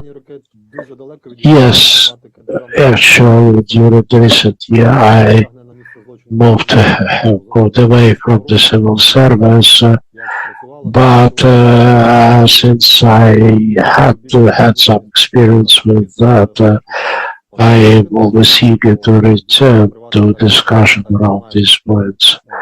And of course, we know the difference between the legal regulations of private service sector and civil sector. Certainly the legislation needs to make proactive steps to find the right people for civil service. Still, I'd like to say, when I'm now member of a board, and I probably work less on these problems like we have here, Oleksandr, Sayenko, Andriy, Zabolotny, and certainly they are the individuals that should be asked by recruiters to join some positions, but sometimes we often go through competitive selection and they work. Still, we can see that in reality the pool of potential candidates is not that large, especially if we look at the situation from 2014 to 19. So, of course, competition is a very good idea for the public sector because Actually, it's about constitutional right of the people to have equal access, and this is the way to implement this right. But there is another principle of sufficiency, where we need to find the best of the best, and if this individual is not the best, then we need to match this principle of sufficiency when we maybe select not the best of the best, but this individual will be good enough for working at a specific position. So we need probably to introduce such criteria to find the proper balance of good and good enough. And if say manager or minister has favorites, these favorites still need to match to meet the requirements. The competition will help. When we talk about separating category A from other categories, yes, maybe I would agree with that, because category A really has a lot of influence over the rest of civil service. I don't think that the current parliament is able to really introduce any changes in the civil sector. I had many talks, but nothing has been done because the parliament fails to make the right decisions. So here I would talk about a special commission for category A. That's my first point. Second, we need to change the status of the selection board. Maybe there should be something similar to high qualification commission of judges, like they have something similar in Canada, and that authority would include very reputable people like Andriy, Zabolotny, the people who are really integral and known as honest people that cannot be corrupted. Then this authority would be vested with enhanced and larger competencies for selection, etc. Because I think the problem now is whether we want to put locomotive behind in front of the train, but the first point is that the civil service is not protected. You can fire anybody, you're doing a good job, but goodbye. But it's not the right way to do it for civil service. So here we need to look the proper balance. Understand that the category A still the issue is not solved because political factors would be always there. So if the individual loses a position, they would at least have opportunity to be hired to any other positions. Maybe I'm too romantic. Have too many fantasies. I don't think that within a year the parliament or the president would be able to make all necessary steps to make civil service more professional rather than loyal.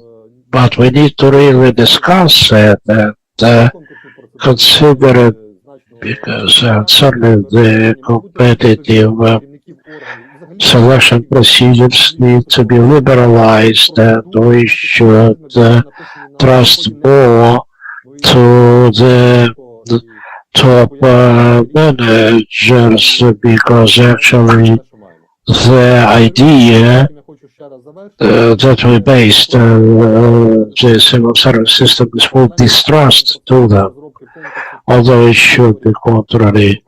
So yes, I agree that the competition procedures for categories like A, B, and C should be developed separately. In the meantime, we need to consider about mechanisms of protection of the individuals who are doing the job, maybe not ideal, but they need to feel more protected so that they cannot be removed just because of any doubts of their integrity, whatever. Thank you.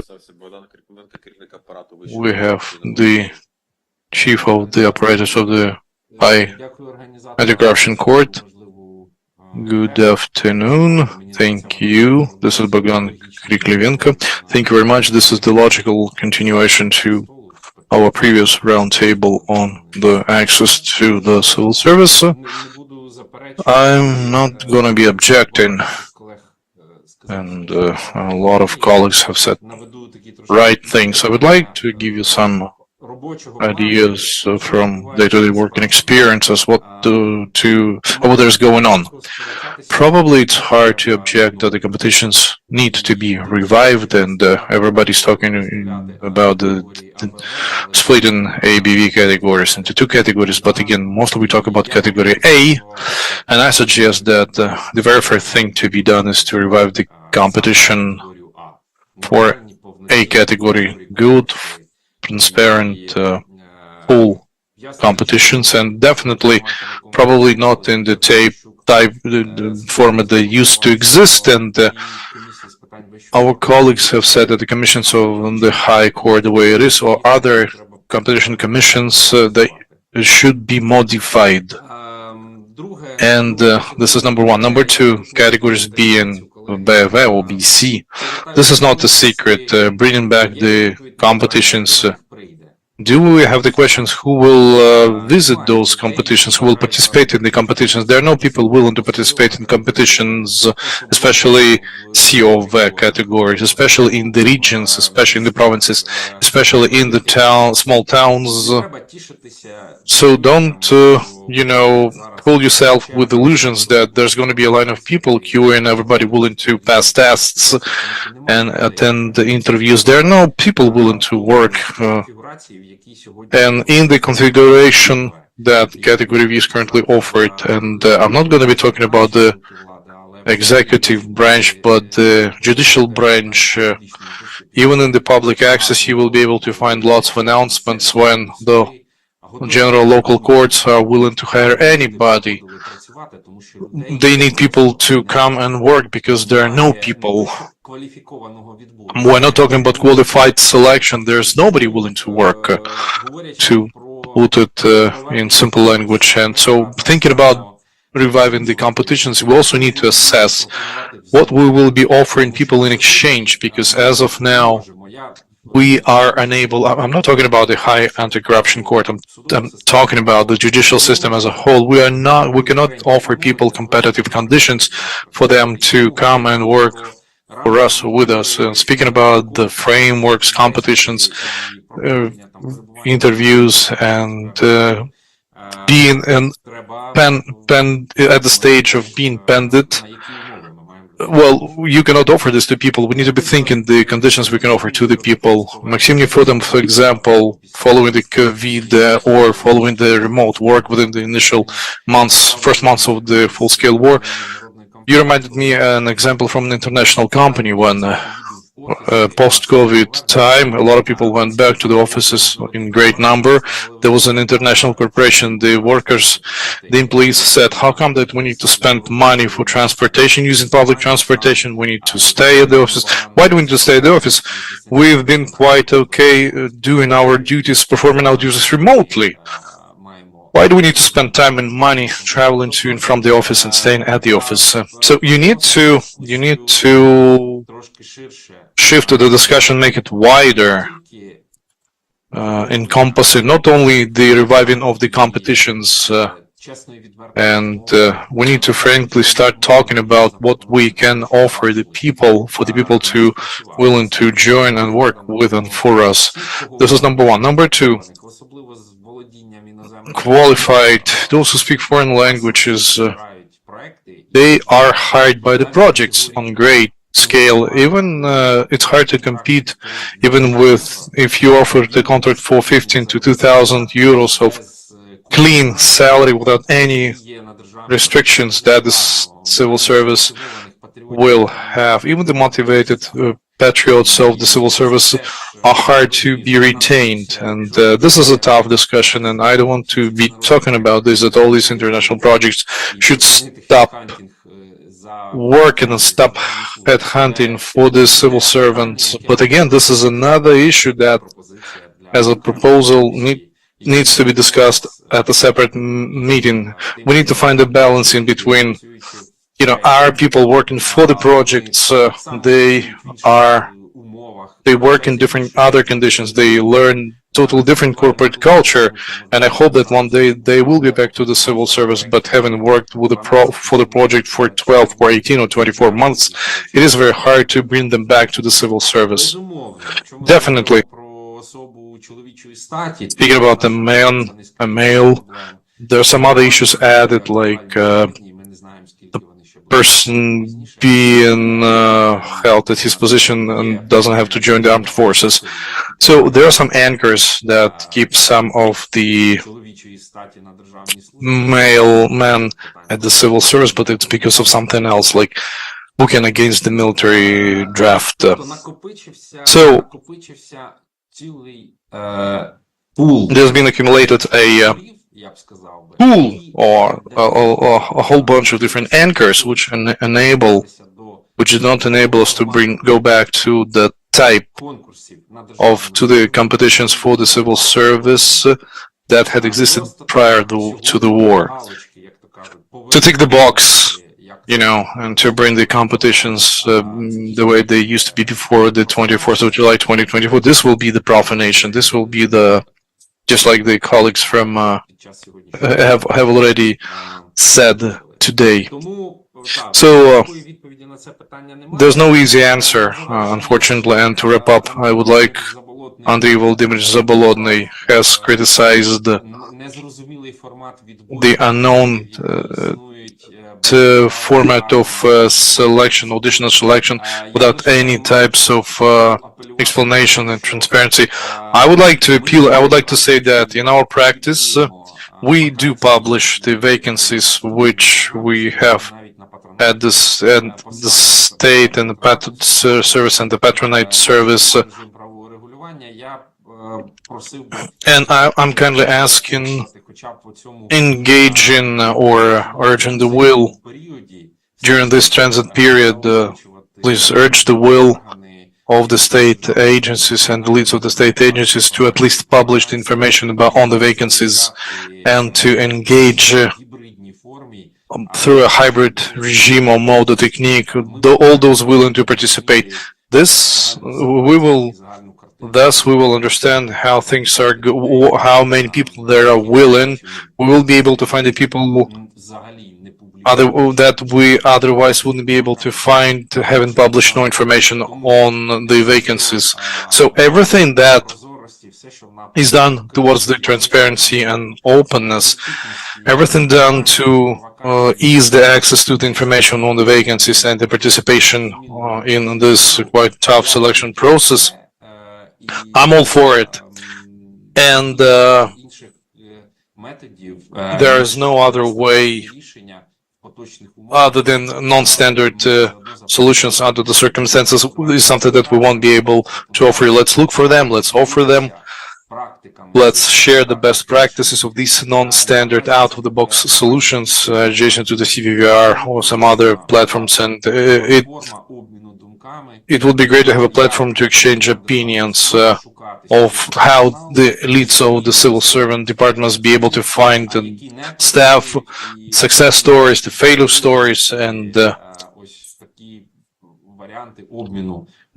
well, we need a platform to exchange our experience and skills and knowledge. This will make the life of everyone easier under the challenges that we're facing. I'm not only talking about the civil service, but other sectors. Thank you very much. Thank you very much, Bogdan. Thank you very much for your participation today during the previous sessions. And now, dear colleagues, does anybody have a will to say your ideas? We've heard different ideas, proposals, thoughts. Dear colleagues, let's start from the audience. Does anybody in the audience want to say anything? If not, let's... Yuri, please. Good afternoon, everyone. I'm Yuri Ivanov. I'm from the Secretariat of the Parliament on Human Rights. And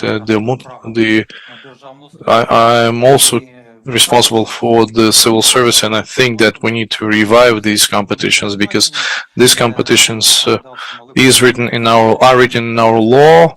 They've been postponed for the duration of the war. This vacuum will be more problematic and producing more pain.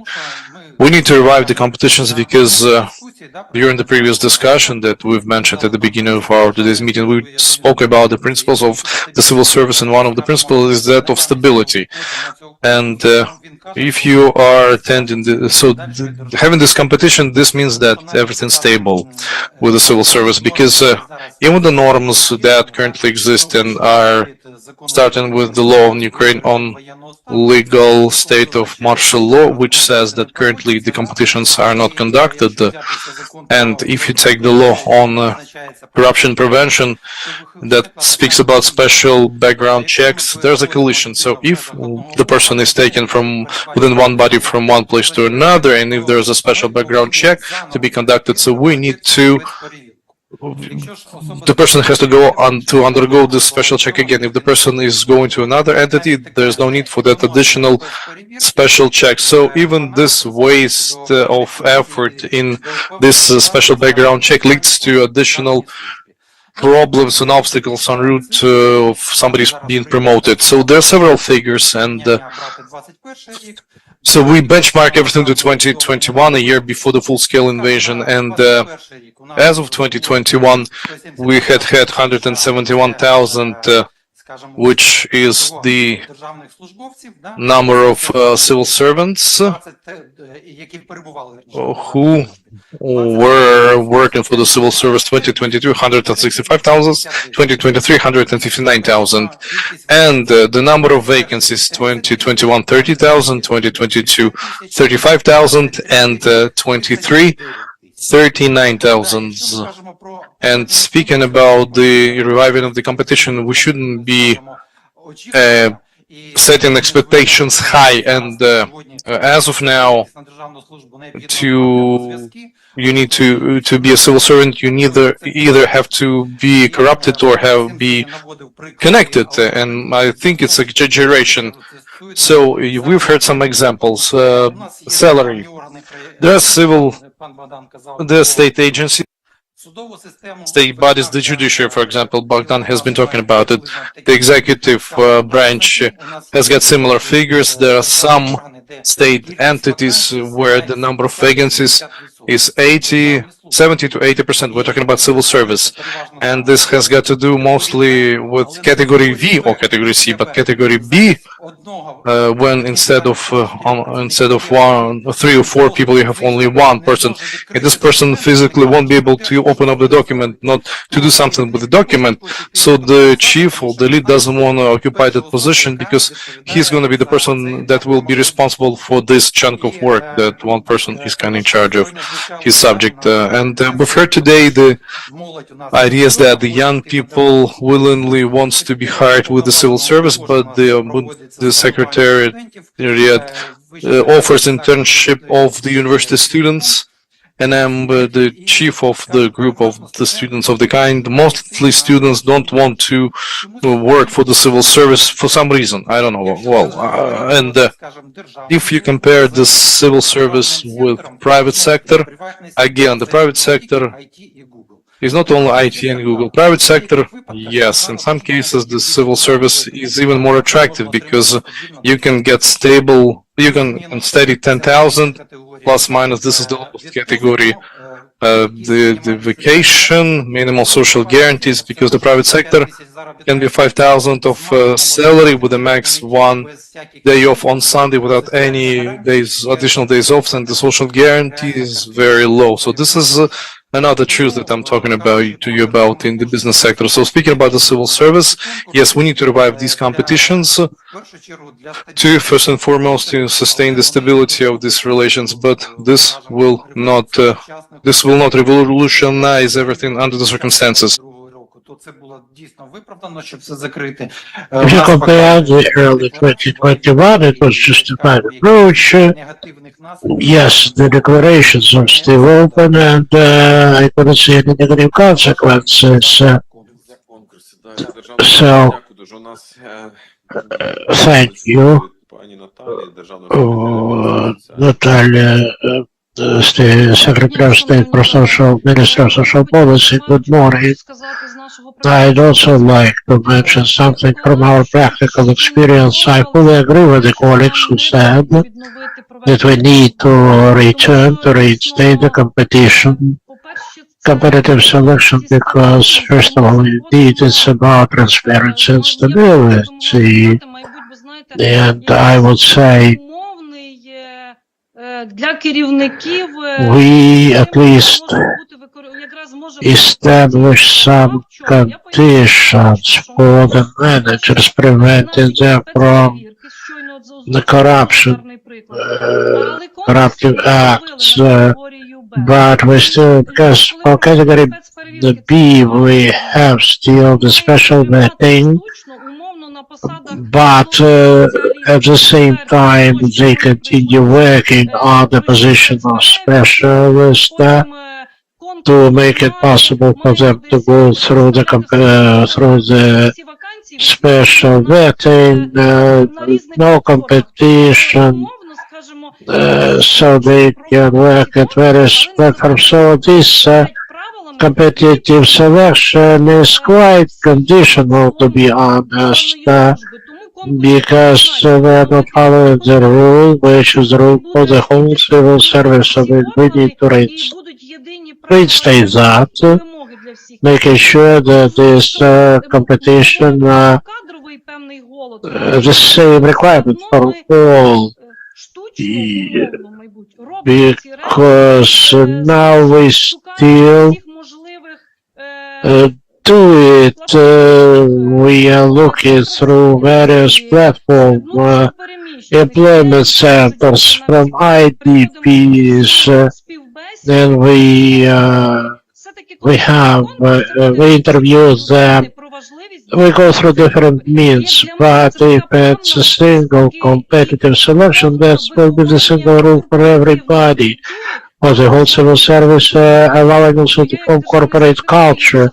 The civil service, I'm Secretary of State, and I'm just civil servant with big experience. I'm absolutely for reinstating the competitions for all categories. Yes, we can change some conditions that used to exist before the war, but maybe something can be softened for category C, but for A and B, that should be strict competition, including checking of the integrity, responsible approach to the position, and also I agree with what Viktor Timoshuk said on protection of civil servants for category A, especially because when they transfer, the people are dismissed, they need to know for sure that they are still protected because they work for the state. But now we have this ambiguous position. We seem to have reformed something, we have reformed the salaries, but actually our HR service will reinstate the competitions. The HR might not be able to handle all that. They will be overwhelmed because now we have more than 50% that are hired directly, recruited directly for the period of martial law, and still there are big bureaucratic problems because transfers are not possible now. Also, I would also say that the financial component plays its role, because when we dismiss somebody to reappoint him or her because of the martial law without competition, we still need to pay all compensations for non-used vacations, etc. So these points certainly indicate the need to return to the competitive selection, to the competitions, and it's time to think about it as soon as possible. Because again, these procedures just make it too complicated. The individuals have to wait, holding position of lead specialist, the additional wages are to be paid according to resolution of the cabinet of ministers, so these are negative things, so no delays should be here. So we need to move forward with the competitions to make it more transparent. Thank you for sharing your personal experience. Colleagues, anybody from online, please raise your hands. Anybody from the room, please. Yeah, just a couple of words. We now have the registered draft law of the state budget for the next year. We can look at wages and salaries for civil servants. They remain the same as this year, plus they also adopted the budget declaration. Our ombudsman made some comments, and the salary level will not increase till 2027, at least according to the budget declaration. I think this is, again, against the interests of the civil servants. Yes. I tried to write down to note what I am aware of about the competition, so I try to create some structure, then I will try to talk about some preconditions for reinstatement of the competitions. So my first point is that category A needs to have separate rules and procedures. We need separate discussions on that. I have not suffered I have suffered from these procedures. I had to open my declaration. Still, I would say the competition was right, and it was good. We can conduct good quality competition for category A. I think this should not be something like high qualification commission, but still something similar. Talking about the competitions that we are discussing, I would separate B and C categories. But since we're talking about them together, I would say mention the need to involve HR specialists and psychologists. I ask questions. What is the... We don't have students here. Okay, I understand. So HR recruiters, we have the only recruiter here at this table. They think that we need more recruiters, including recruiters from foreign companies, if we want to implement the recruiting procedure and pool. Then out of general questions, here I would mention this competition created by foreign partners, the HR offices who actually attract the best specialists. Here we need to do something about that. At least we need to talk to them about it. We have here a foreign partner online. We can ask him the way about the ways they hire people, where they find these people, if what do you think about it?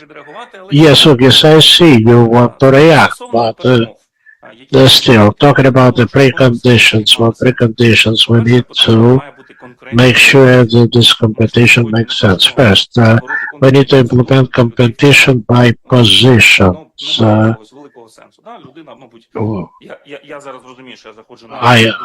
I understand that I'm touching very unsafe ground, but anyone should have access not only to civil service but also for military service. We want to have competition there. So you understand there should be competition at the entry point. Second, there should be managers who know basics of the management and how to recruit people, because now the people are recruited because of their loyalty. That's indeed true. Many managers want to have raw PL rather than competent people.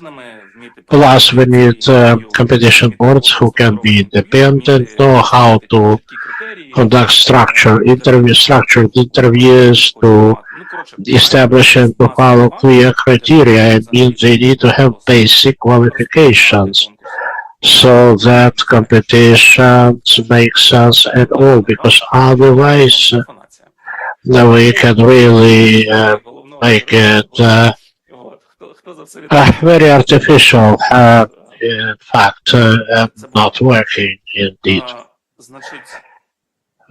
Now, if we have leaders and managers who need their management team, they have recruiters, and if we have competition for specific positions, then the competitions need to be conducted on basic principles, anonymous, transparency, objectivity, etc. Then it would make sense to start this conversation about the way we conduct the competitive selections. I agree with Ugis. First we read the concept, and then the lawyer write the provisions describing these competitive selections. What is the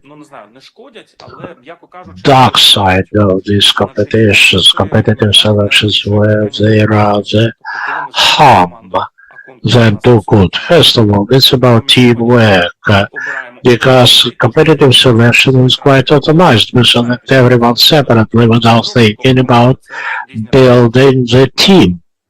It's a different story. So recruiting teams will not be possible for a long time. Yes, I would mention two couple of positive examples. What are these? Yes, I mentioned that we select a manager and then they bring their team. It's about this CK example, so we now remember that they cannot fire, they can appoint them indeed. So as an insider from National Anticorruption Committee, yes, that helps, I can say that. From my experience now, the competitive selections prevent us from hiring somebody with whom you have so-called personal chemistry. We suggested the idea, let's at least have a short list, not the only candidate for ministerial approval, because the military needs to be able to select from a number of qualified people somebody with whom it's easier to work. Yes, we can talk about very sophisticated competitive selections, but if you can have this process, it will be slow anyway, because you have to deal with a lot of people. And of course, unless you have pre-selection shortlist, that competition will be just very formal without letting you select the best of the best people. So it's not about criteria, capability. And another point, yes, we all agree that competitions should not be required to promote people internally. We actually insisted on that, but then the draft law was lost somewhere in the parliament. It was not signed. We have very good draft law.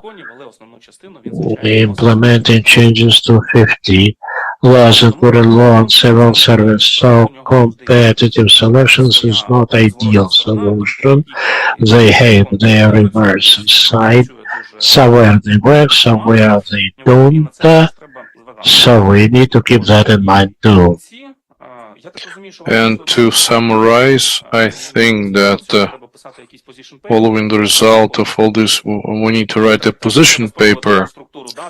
So I think we need to produce a structure. If you want to, I can send it to you. I've been thinking about the idea as to how we can reconcile the donors and the project MTD, who need people and hunt them from the civil service.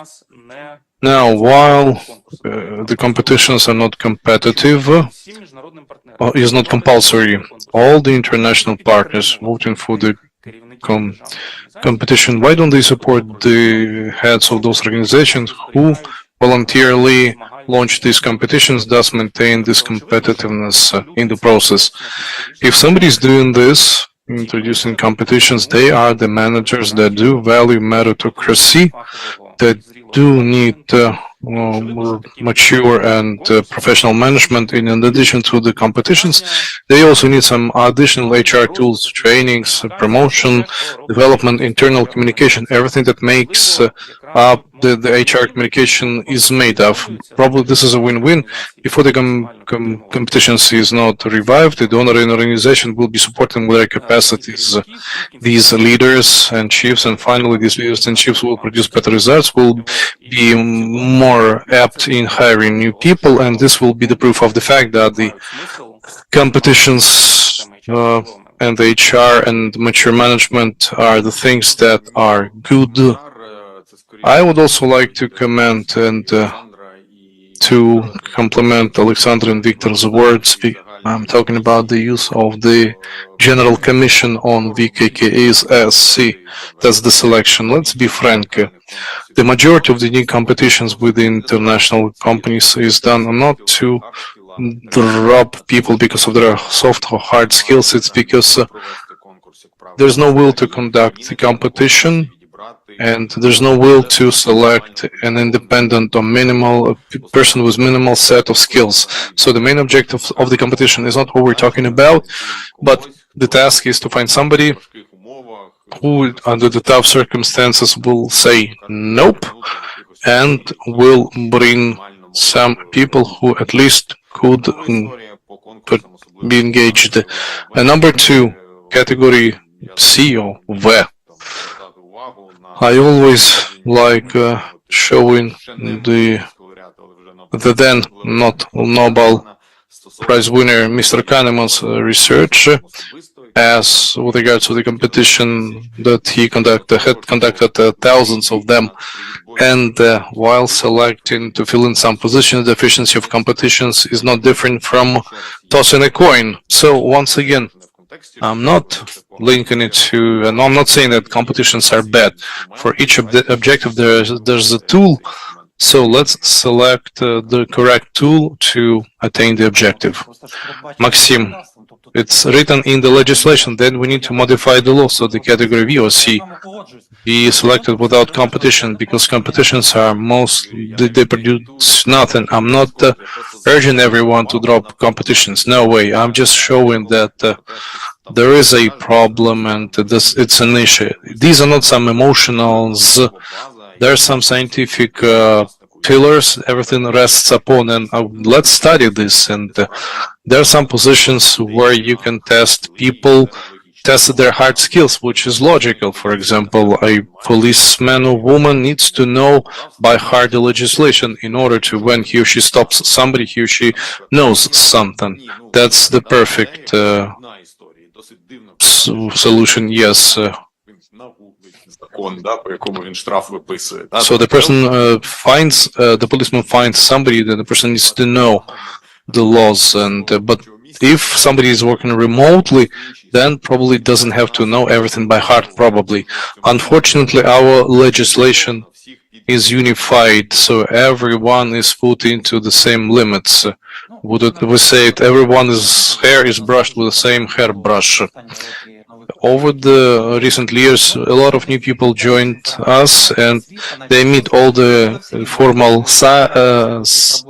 requirements. They have the diploma and everything, but when they start working, I give them the simplest of the tasks, but still it takes them 1 or 2 hours what to do. Then we need to explain them, because everybody has got a peculiarity of their own, and it takes 1 or 2 months later, the newcomers know what to do, but during the very initial days, they're like blind kittens. They don't know what to do. Another story which I think needs to be discussed is that of the requirements for the starting positions. So you need to have university diploma to be hired with the civil service. I'm all for some state services. Sorry, they have positions that mean that the person will be working physically, so the customs office. There are people who with metal probes have to climb onto the railway carriages full of coal looking for smuggled cigarette boxes. So I'm not suggesting a solution that we need to drop that requirement. We need to be thinking about that. Another story is that former combatant, ex-combatants, and their access to the civil service, and from any angle, from the point of view of social justice and the gratitude on the part of the society, the Ministry of Economy did the right stop that one of the main problems was the university diploma. A lot of young people didn't finish university, didn't finish college, didn't get their diploma, and so we would hire this person to work as a clerk, accepting documents and meeting people, and then eventually climb the ladder. For a 20-year-old, this is okay, but there is no opportunity of the kind. Not to talk about privileges to access into university. If you would like to hire an ex-combatant, there's nothing that lets you do so. Thank you very much, dear friends. I would like to support my colleagues, and you stole the words from my mouth. Speaking about the competitions, it is important to review the legislation on the competition and make it more flexible for category B or C. And you recall the ex-combatants of both genders, men and women, because we will be facing soon we will need to hire people. There will be competition. Some people will have advantage, and definitely we will have to be flexible, and at the same time we will need to know how to proceed, because we need to unify the approach. The legislation needs to be discussed and revised, reviewed when we're talking about the competition legislation. This is something that's we're already facing.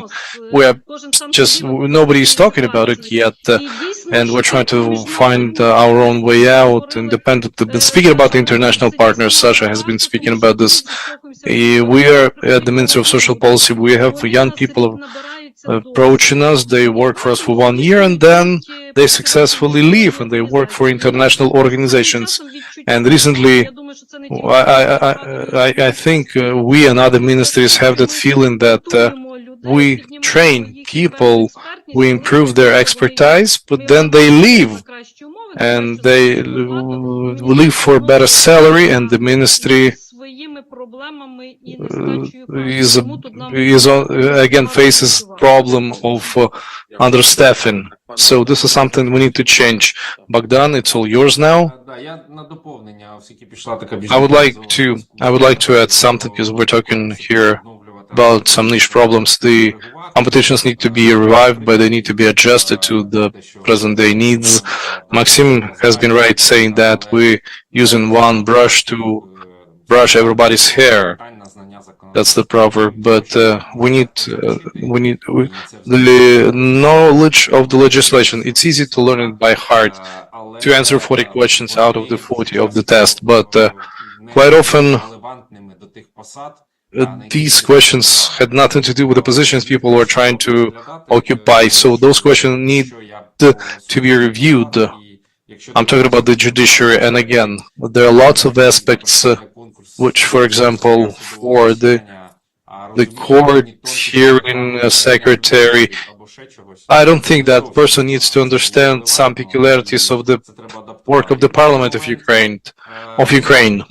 This is number one. And number two, all the examples of the competitions currently taking place, let's be frank, why are they successful? Because international organization representatives or international partners of ours are present there, and we need to be frank and we need to say that the way it used to be before the war started, it's not possible to revert to that. But category A, I guess, like supervisory boards and everything else, there should be introduced colleagues from international organizations for permanent presence with the right to vote, not to be there, as an observer, but to make them full-fledged partner with the right of vote and the right of veto.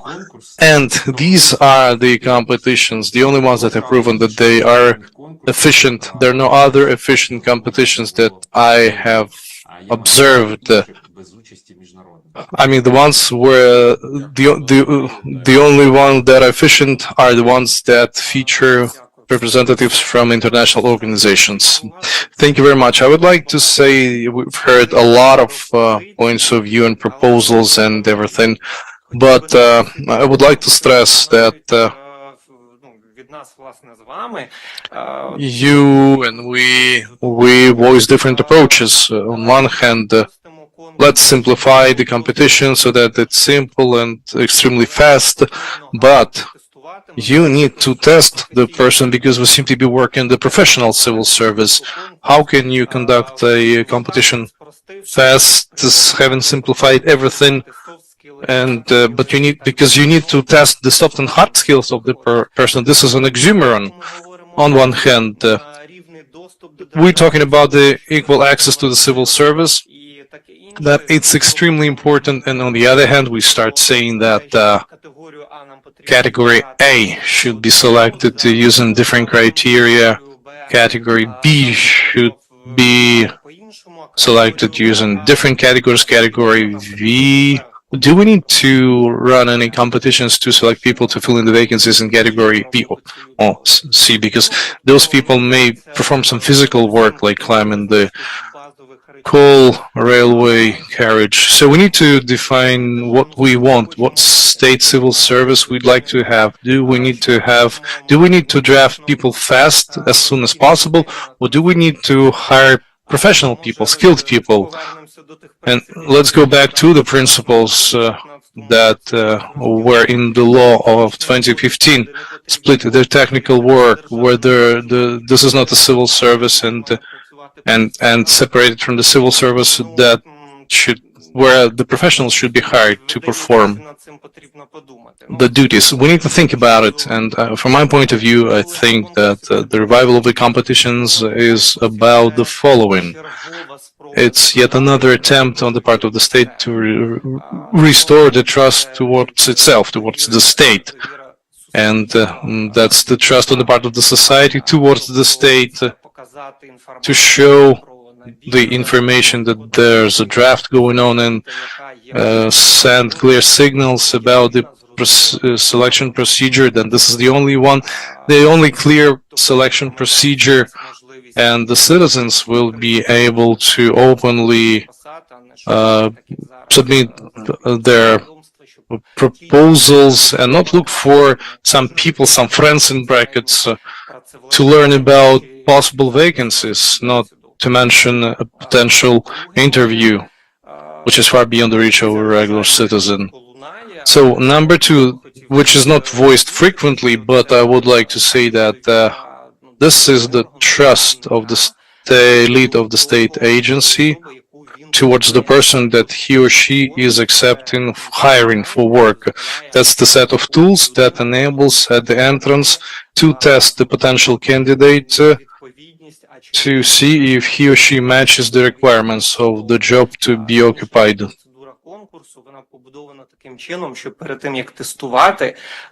Actually, it's about trust, because currently the competition is such that actually the manager, the leader, the minister, the public authority needs to understand what's the purpose of this recruitment, what kind of people they need, what kind of an individual, whether this individual can be trusted to the extent that is necessary. I heard from some people here another point.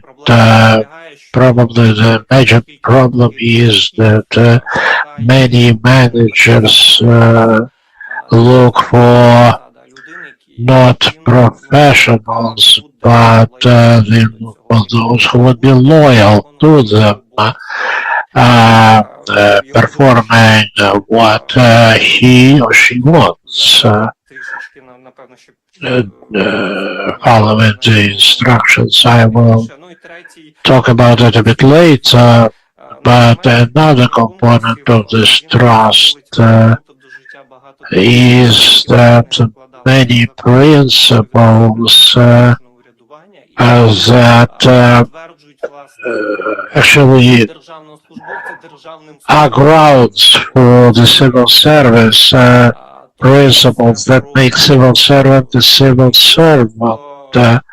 That's the principle of equality of access for positions performing the functions of the state. And here competition allows for proper assessment of professional skills required. That's about guarantees for civil servant, such as holding their status in case of transfer. That's the right to vacation, that's the right to be promoted to a higher rank. That's about proper vetting, so reinstatement of competition will allow for removing unnecessary administrative workload over the public authorities. It's about reinstating the competition for positions, preventing the managers from wanting too much loyalty rather than professionalism. These are key points, I believe, about the trust. And also, I'd like to remind you that the competition and the competition procedure is just a tool, nothing more. I've always used to say that's like a screwdriver. You can actually damage something with a screwdriver, or you can repair something with a screwdriver. So the competition procedure, which was suspended in 2022, actually evolved, I think. And by changing procedure, we reacted to a number of challenges and current circumstances. We tried to do it in advance. That does not mean the procedure when it was suspended, as it was suspended, it was ideal. No. But even if you write an ideal procedure, tomorrow it will become obsolete to some extent. So that's a dynamic system that needs to be changing continuously. But these changes should never compromise the principles, basic principles on which the procedure was built. So I think that we have this big problem of, and August mentioned it, what they call profanation, where the competitive selections lost their meanings because they're used for improper purposes, like, for instance, the law prescribes the procedure and approaches and the goals of the competition, competitive selection. But sometimes the chairperson of competition board may abuse it. They serve for a different purpose. I mean, so what happens in the procedure is guided by something different than the purpose for which it was designed. So without finding a solution to this matter where the manager indeed is interested in finding somebody, a professional with professional skills matching the position. And that's the only purpose for which the competition can be used, because otherwise, yes, the competition will not make any sense. And another point, the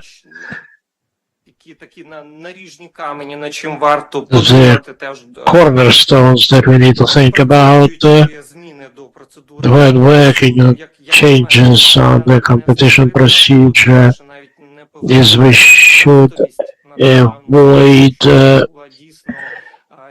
returning to this elite approach to civil service,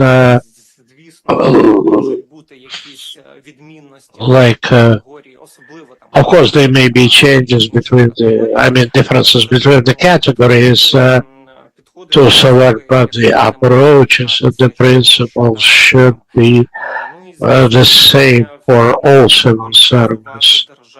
And plus, we need to avoid extra politicization of civil service, because the further we go, the more I can see this the political preferences.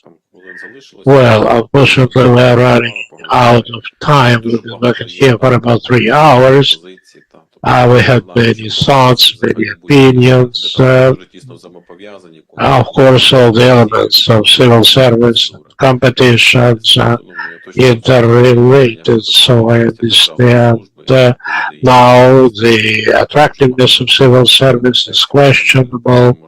So in this context, we can create competition where nobody will participate. We need to do something about that. Another problem is that we still do not have the single agreed position. We don't have consensus about what kind of civil service we are building. By the time is passing by, we'll have negotiations with EU. We need a roadmap. We need to avoid the situation where somebody else will write a roadmap for us, and we will just follow it, although we will not own it. In some points it will not be good for us, and we will follow this roadmap, which will be mistaken or just formal. So somehow we really need to build a consensus about this model, because in our negotiations we need to really make sure that we have good and clear understanding of what we all want. And the roadmap for public administration is a very important point, of course. Плюс-мінус найближчі в якісь там середньострокові, короткострокові перспективи. So we need to do something to find this roadmap in the short term at least. Andriy now will show us the last slide about next events that we intend to organize. It's about wages and salaries. Andriy is now drafting the position documents, position notes, and similarly to this event, we'll try to incorporate it as a basis for some future documents for civil service. So wherever we have consensus or we are close to consensus, we will need to build, to create some conceptual notes or something. Yes, I'm very thankful to Andriy, and of course he has a permission to prepare our government meeting on negotiations. So we wish you good luck and success. You know the way it will be organized, so we really want to have decent position by 9th October. And it's very good that we are moving forward and we are in the group, in the team, or in the environment where the people do care. So I want to thank all of you for dedicating this half a day to the civil service issues or matters. Thank you indeed.